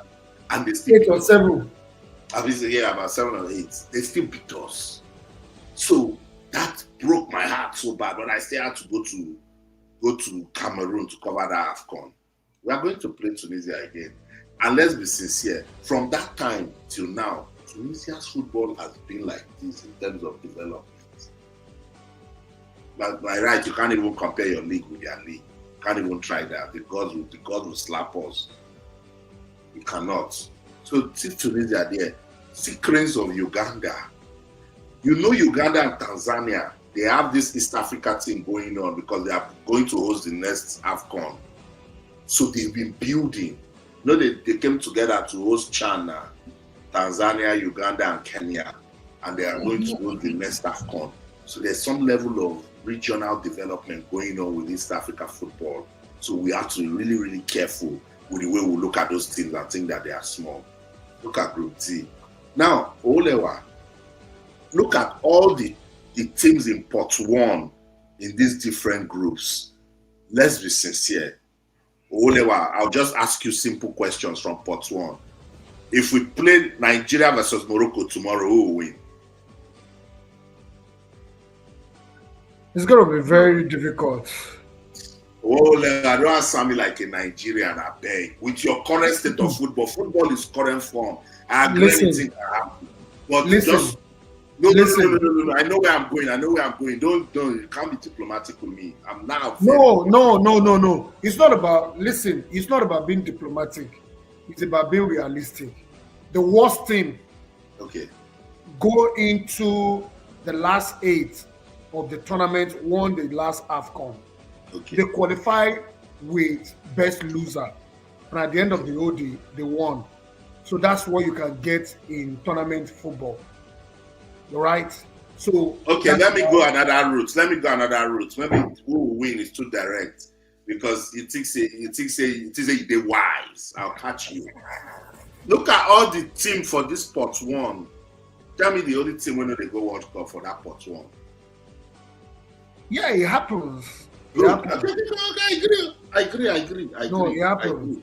No, it's okay. I agree. You've answered that one. That is only, but be sincere to yourself.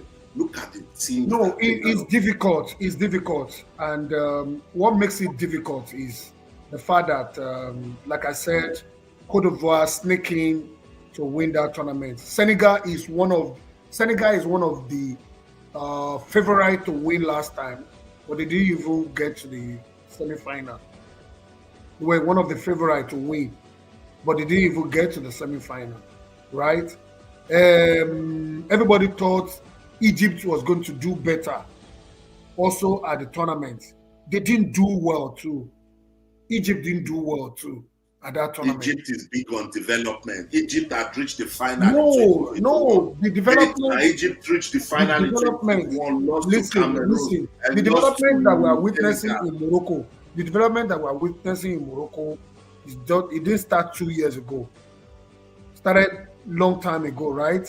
But the tournament we are talking about is just about going to 2 years now. We had it last January 2024. And we're having another one now.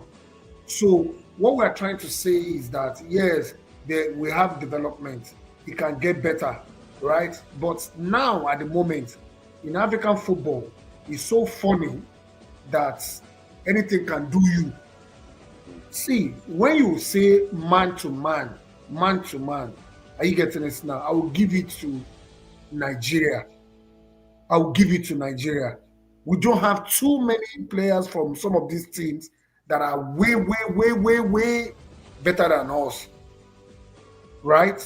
So, but you see, football sometimes. Okay, I get you. Like the one they dribble me, it's okay, dribble me, but I'm not gonna let you not make me. Okay, look at all those teams in Pot 1. Which of those teams can Nigeria beat? Tell me one. That is what I've told you. No, I want you to just say with confidence we can beat Cote d'Ivoire, confident we can beat Algeria. Senegal has been fantastic lately. And even if you look at them, one of the teams that I will pick that might be a very major trouble for us will be Senegal, not even Morocco, because their preparation is fantastic. They play Brazil, they play England. You will learn a lot from all those kind of games. And playing those grade A games tells how serious they are. That's just the simple truth. It's a straight answer to doing well. If you play grade A friendlies, it shows how good and how better your FA is. So for me, I give it to them, and they're a team to watch out for going into this tournament. So if I see them in the final, Senegal, if I see Senegal in the final, I'm not going to be surprised at all. And if you ask me a team that I expect to be in the final, I think Senegal will be it. Nigeria is not ready to win any major trophy, relying on midfielders like Iwobi, Didi, or Onyeka. It will be the same story of Nigeria meet a decent African team like Morocco, Senegal, DR Congo, all of that. See, let me tell you something. Today, if you take the best 3 leagues in the world, there's no how you want to remove the EPL. Some of these guys that he mentioned, he will be played in the EPL. Oyedika that he's talking about is rubbing shoulders with some of the best in the Champions League, whether you like it or not. These things are not, they're not be joke. So I don't like when you just come up and just say all sorts of things because you are in Nigeria, you bring them down. Or let them show workings when they wear our jersey. We don't see the workings when it will be wear super. Let me tell you something. I have seen a lot of people argue some of these things, right? You have to be a technical person. You have to come, if you are not a technical person, you have to be a little bit involved in this business, looking at it from the technical aspect of it before you can understand the problem of Iwobi when he plays in his club side and when he plays here in Nigeria. One, the problem they have in FUAM might not be the same thing that they have in Nigeria. If he comes to Nigeria, the position he's playing in FUAM, a lot of people have argued that let us play Iwobi within the flanks. But majorly when it comes to Nigeria, he play from the midfield. If he goes to the club, if you watch him very well, he play more to the flank and drifts in to the midfield. But we don't give him the opportunity. He uses his sense at Fulham to do the transitional play. What is stopping him from doing the same thing now that they put you here? No. The coach has a Lookman on the flank in one side, has a what's this other guy called? Moses Equally, Simon, Moses Simon. Simon on the other side. So that is what I am saying, that who is available in the national team determines I mean, where and where a player can play. No matter Owolewa. how hot you might be in your club now, I as a remember. striker, you will not start ahead of Osimhen in national team. I agree. I remember we've talked about this Iwobi thing, and some people just say, "Oh, maybe I don't like him," But he holds a creative function in the Super Eagles. So whether or not they tell you, for instance, some people will tell me that Pizarro told him to play deep. Pizarro say when you play deep, means say Frank Onyeka will make more passes than you. So now you be defensive midfielder. Yes, we are locking it up in the midfield, but when you get the ball, driving, you see small Benjamin Frederick driving in to go and pass to Osimhen to score. You know, see him against Gabon. The guy carried ball, moved. Olewa, he moved. He did not just take the ball, boom, give it to Ademola Lookman. Take the ball, boom, pass to Victor, to Moses Simon. That's what Iwobi does in the team. And that was what he wanted to do against the DR Congo. They dispossessed him. Boom, they went to score. Hold the ball and give us foresight, give us vision. He does it in Fulham so well. He will go to the flank, take the ball, and he will watch. You will think he wants to back, but he will transition to the middle. Now he has broken any form of defense line you are trying to create, because he is the man that you are thinking was going to do with the ball. But with Super Eagles, that's why I was saying that's why I asked you that question about Tosin. Maybe in the fear say they go break his leg. Maybe in the fear say our pitch get contour. If he won't run, he will go bend and break ankle. You see Tosin matter. You see Tosin matter, right? Let me tell you something. I think it's more of what I want to say. I have not had it anywhere. That's the problem. No, I've never had it. But my psyche, my instinct is telling me that some of these guys, as me and you did, apart from what we're doing now, we talk behind the scene. I call you, we say all sort of things to ourselves, things that we cannot say on air like this. Some of these guys too, they meet at different nightclubs in the UK. They have places where they relax, they talk. They have WhatsApp groups, they have all of this, they talk. So, but I feel like some of these innate guys, if they tell him their experience, it will never be motivated to come and play for the Super Eagles of Nigeria. That's the truth. It will never be motivated. Sometimes it's even better for you to reserve your energy at home than to go to somewhere and start, dissipating it on what's not productive. Right? But if one reason or the other he convinced himself to come and play, so be it. Right? But I feel like it's more like that than maybe they go break leg, maybe they don't go break leg. No, the technical crew need to stand for more playing midfielders. We don't have a single one in the present Super Eagles. This still won't be lucky like the last AFCON riding on luck. We didn't ride on luck in the last AFCON. If I give your passport, you did not ride on what? No, we didn't ride on luck, please. How did you beat Angola? How did you beat South Africa? We didn't ride on luck, please. We didn't ride on luck. We didn't ride on luck. We played very well. How did you beat South Africa? We played. I was in AFCON and I attended. I saw every of Nigerian game. We beat them via penalties. Penalties can go either way. We scored, they equalized. See, South Africa came with everything that they needed to win. We chopped everything that they brought. So so there was no luck in the entire thing. No, it's not about luck. It's not about luck. We played to deserve to be in that final. We played to deserve to be in that final. It wasn't luck. We played our ass out. The whole level, look at They other all nations. release their list so Morocco, early for USA. the public to They all have. release their list so early for the media Yeah, public I've to said it before. I've said it before that we probably need to do that by now. We should have had our list out there. So I don't know the reason why the list is not. I'm not in support of that too.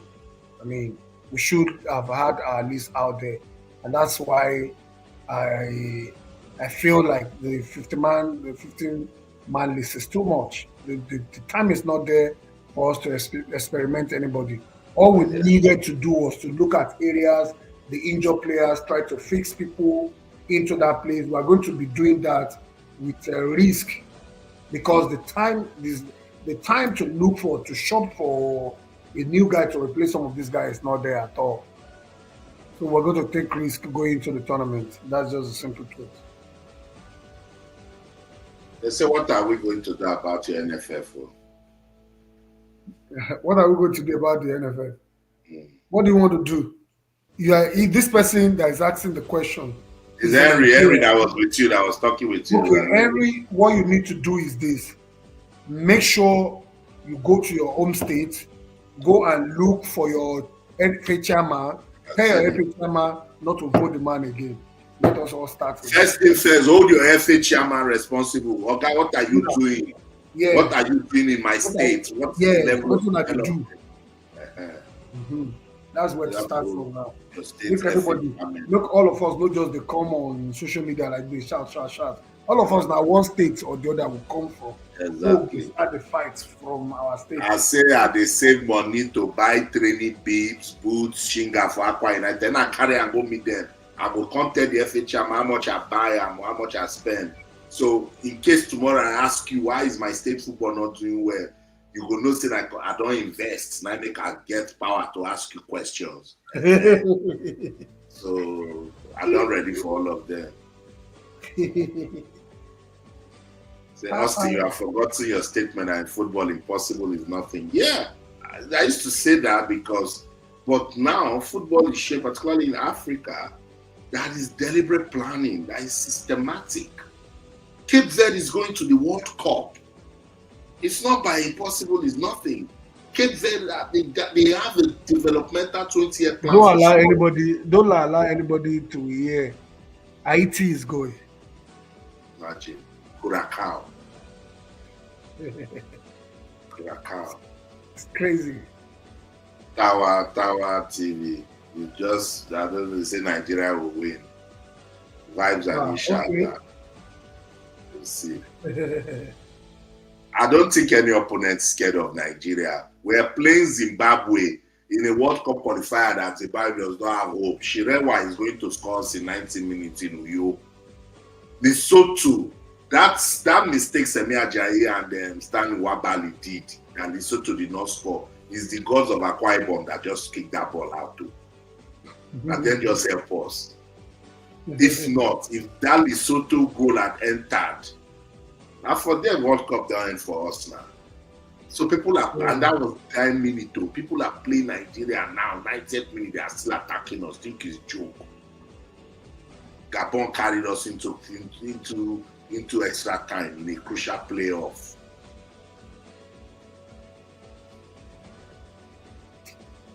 It's crazy, right? Austin, not write off the Super Eagles. I'm not writing them off. I'm just saying that I'm not big with expectations now for the team. I'm not big on that, you know. Charles, Austin, can we please promote the NFF petition? So, Charles, with my role as a journalist, proper journalist, I cannot do that. And I cannot explain to you, I cannot do it. You know, there's a petition going on Wolewa from this Mobike guy for the NFF. So he's saying I should promote it. I can call them out. It's part of my function of being a watchdog to the society. But I cannot, you know. See, that guy, waiting know about football. Now like this he be. That's it. But if you now say waiting know about football. Now like this he be. Mm-hmm. People will school him, they will sit him down and tell him what football. Not even football in Nigeria. Football worldwide. But this All is those things. social media. So social media has given him Yeah, that. paparazzi and all those So things. I yeah, just you can only just tell him well done, for wish me, him well. no, for me, right? What the guy is doing, the guy is just making his money, putting up content out, and a lot of people are watching it. Oh, wait till this guy don't talk today. That's what that guy has turned that into. Mm. That's just the truth. I've So what Charles Mobike can go away, can get away with error of fact. I cannot. Some of the things he's saying, we that we are grounded in the industry, we cannot say it. We cannot say it, particularly if they find out that what you're saying is not even true. You know? So I've said it on several occasions that it's very easy for anybody to just come on and say all sorts of things, but it's not easy for me. I built a reputation on this job that will not just make me to just come out and just say all sorts of things about somebody. For me, so many times people think that, oh, you're always getting behind these people all the time, supporting them because you are getting something from them. But no, it's not like that. You that you are saying what you are saying, if anybody is coming to say things that are not confirmed about you, I will say the same thing I'm saying about those people about you. That's me. That's what my job has taught me. Until there's a proof, right? You cannot say if you write or report anything that somebody has laid an allegation against somebody, then you should be ready to go to jail if you have no proof. yeah. So you see, but even the NFF put a no. Mobike doesn't have the audience, so they're not even saying. So imagine if it's someone like me saying all those things he's saying every day. You know, they know the angle that they will. It's nice. He said, "Now just this tiny portion, he knows." But he's trying. He's trying. He's trying. I don't follow the guy. I know some of my friends who promote and post his this. Now from them they watch. Now from Smith Lion, they always watch the guy he posts. I don't follow him because all those things he's saying. No. He's saying what he knows now, and it's not bad, but we're just saying that that's the age of social media. He doesn't have the kind of training that we have. He doesn't abide to the All rules. those things that he said in his last video. People said you should bring petition this way. They are just encouraging. They are just encouraging him to waste his time. I tell you, that's the word. If I see him face to face like this, I will tell him to his face. See, on this matter, I've spoken to somebody. And the person told me what the NFF told him that they said in a FIFA Congress. You know, make me and you gay. Because say this one, that one, and when all of us they talk. So you can say, maybe they do it that they do. Are you getting it now? When will they do it now? Waiting, this person talk with this. And the other day, I think on was he Ombueri's life or Smith Light's life, and I said it. I said the people who will help you, who will confirm for you that Gusau is a thief, will not confirm it for you. So then the question is, how do you catch him as a thief? The only person now, Austin, give me all the whole thing where you won't check me upon. Now Austin give me, but Austin is not ready to tell you, say now 12 you give me, I've been at 15 you give me. So how do you now confirm that I've chopped with you? We'll start from home. I think that's the first thing. He's jumping on the international chains, looking for FIFA attention. The first step is to start from home. That's why I'm holding the presidency and NSC accountable. Let them start by questioning them. House of Rep said they were going to have investigative committee. What is stopping it? Why they not? You know that my preliminary investigation about this matter shows that the guy was not giving money. My preliminary investigation shows that the NFF is not giving money. How about that? Yeah, but the NSC said they gave them money, and the NSC proved it. So you see, that doesn't concern us. Our own is which money? They give them money to execute the World Cup qualifiers. Yes, if they give them money, some of this money that we're talking about that they owe. Are you getting this now?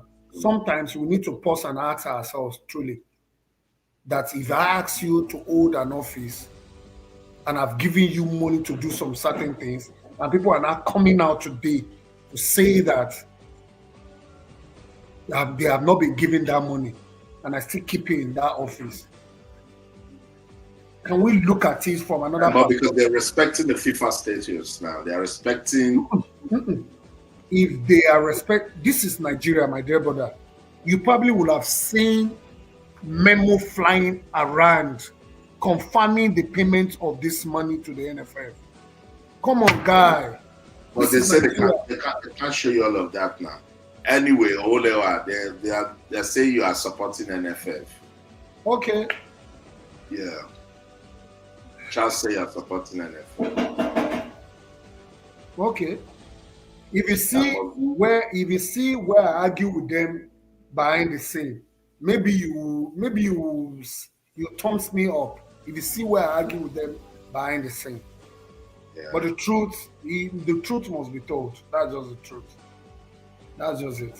The NFF is a political appointment and can only be replaced by a new government. There's zero interest on their part to improve or develop our football. What else do you see?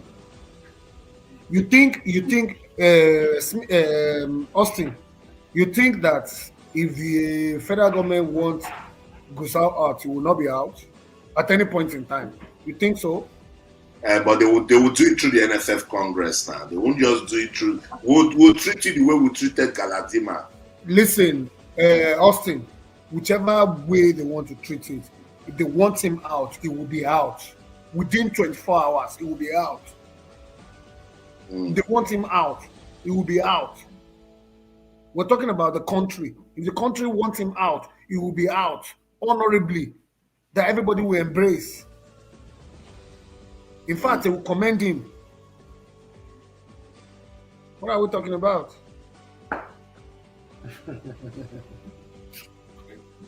We'll talk something nice, Joe. This is for our future. Everybody, including you, will benefit. We all need to play our part. That's what we're doing. We're doing. No, Charles or Mama.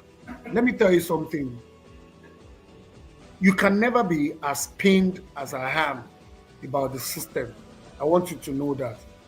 The reason being that this is what I've done almost in the last 20 years now. A journalist, and at the same time getting involved in football to some certain extent as an administrator. Now, if the system is so fantastic, I would have been a better person. I would have been a richer person. Maybe Austin will not be abroad. Maybe we'll still be back home in Nigeria because FA chairman Akwa Ibom State. No, apart from being an FA chairman at Akwa Ibom State, the business aspect of it will have been enough for you. Because if you walk around the EPL and those who are partners and co about, in England, you will see the business aspect of it that is enough for everybody to eat. The football money is huge.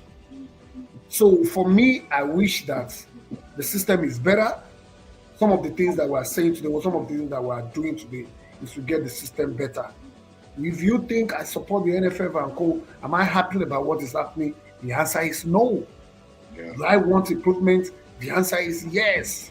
Do I want new changes? The answer is yes. Absolutely. So these are the things that I'm saying in the public. But in as much as I can't bring the change, the only way I can bring the change is all of these things I'm doing. And I've given out an expo today.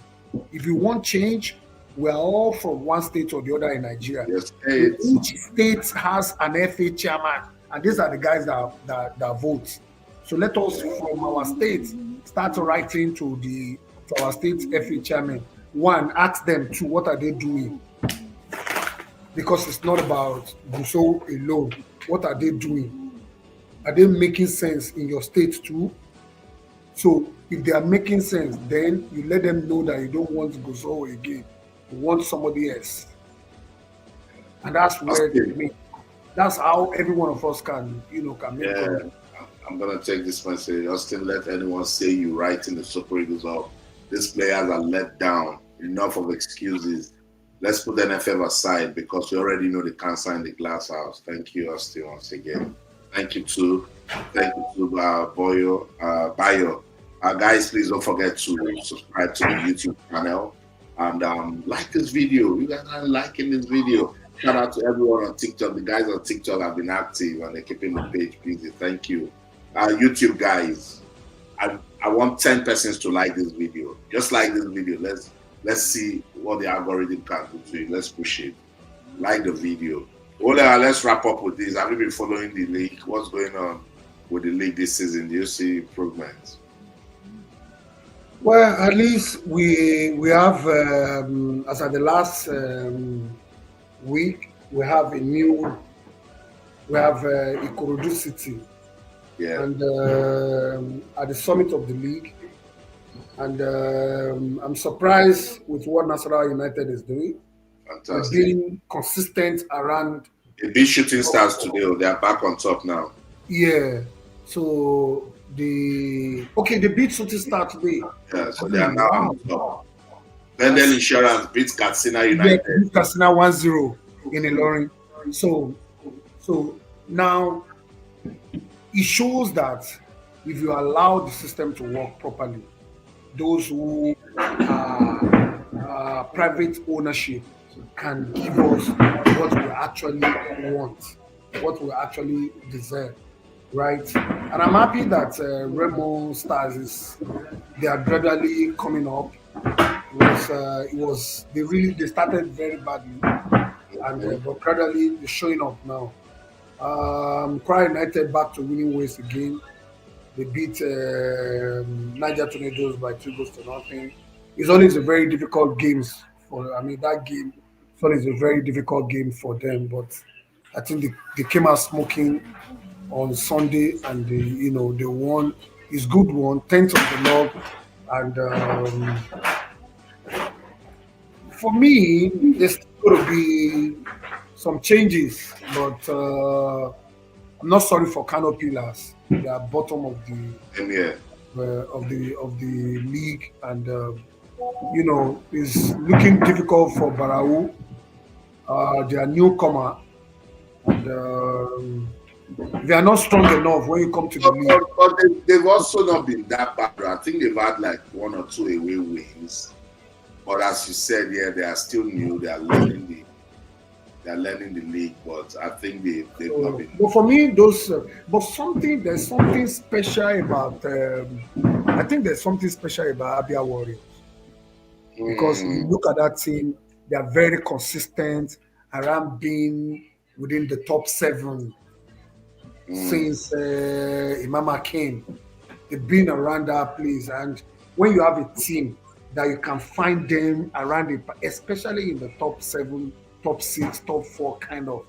I think you have to look at the work of that coach that is doing, there's something special that they are doing that is making them to be within that particular discipline.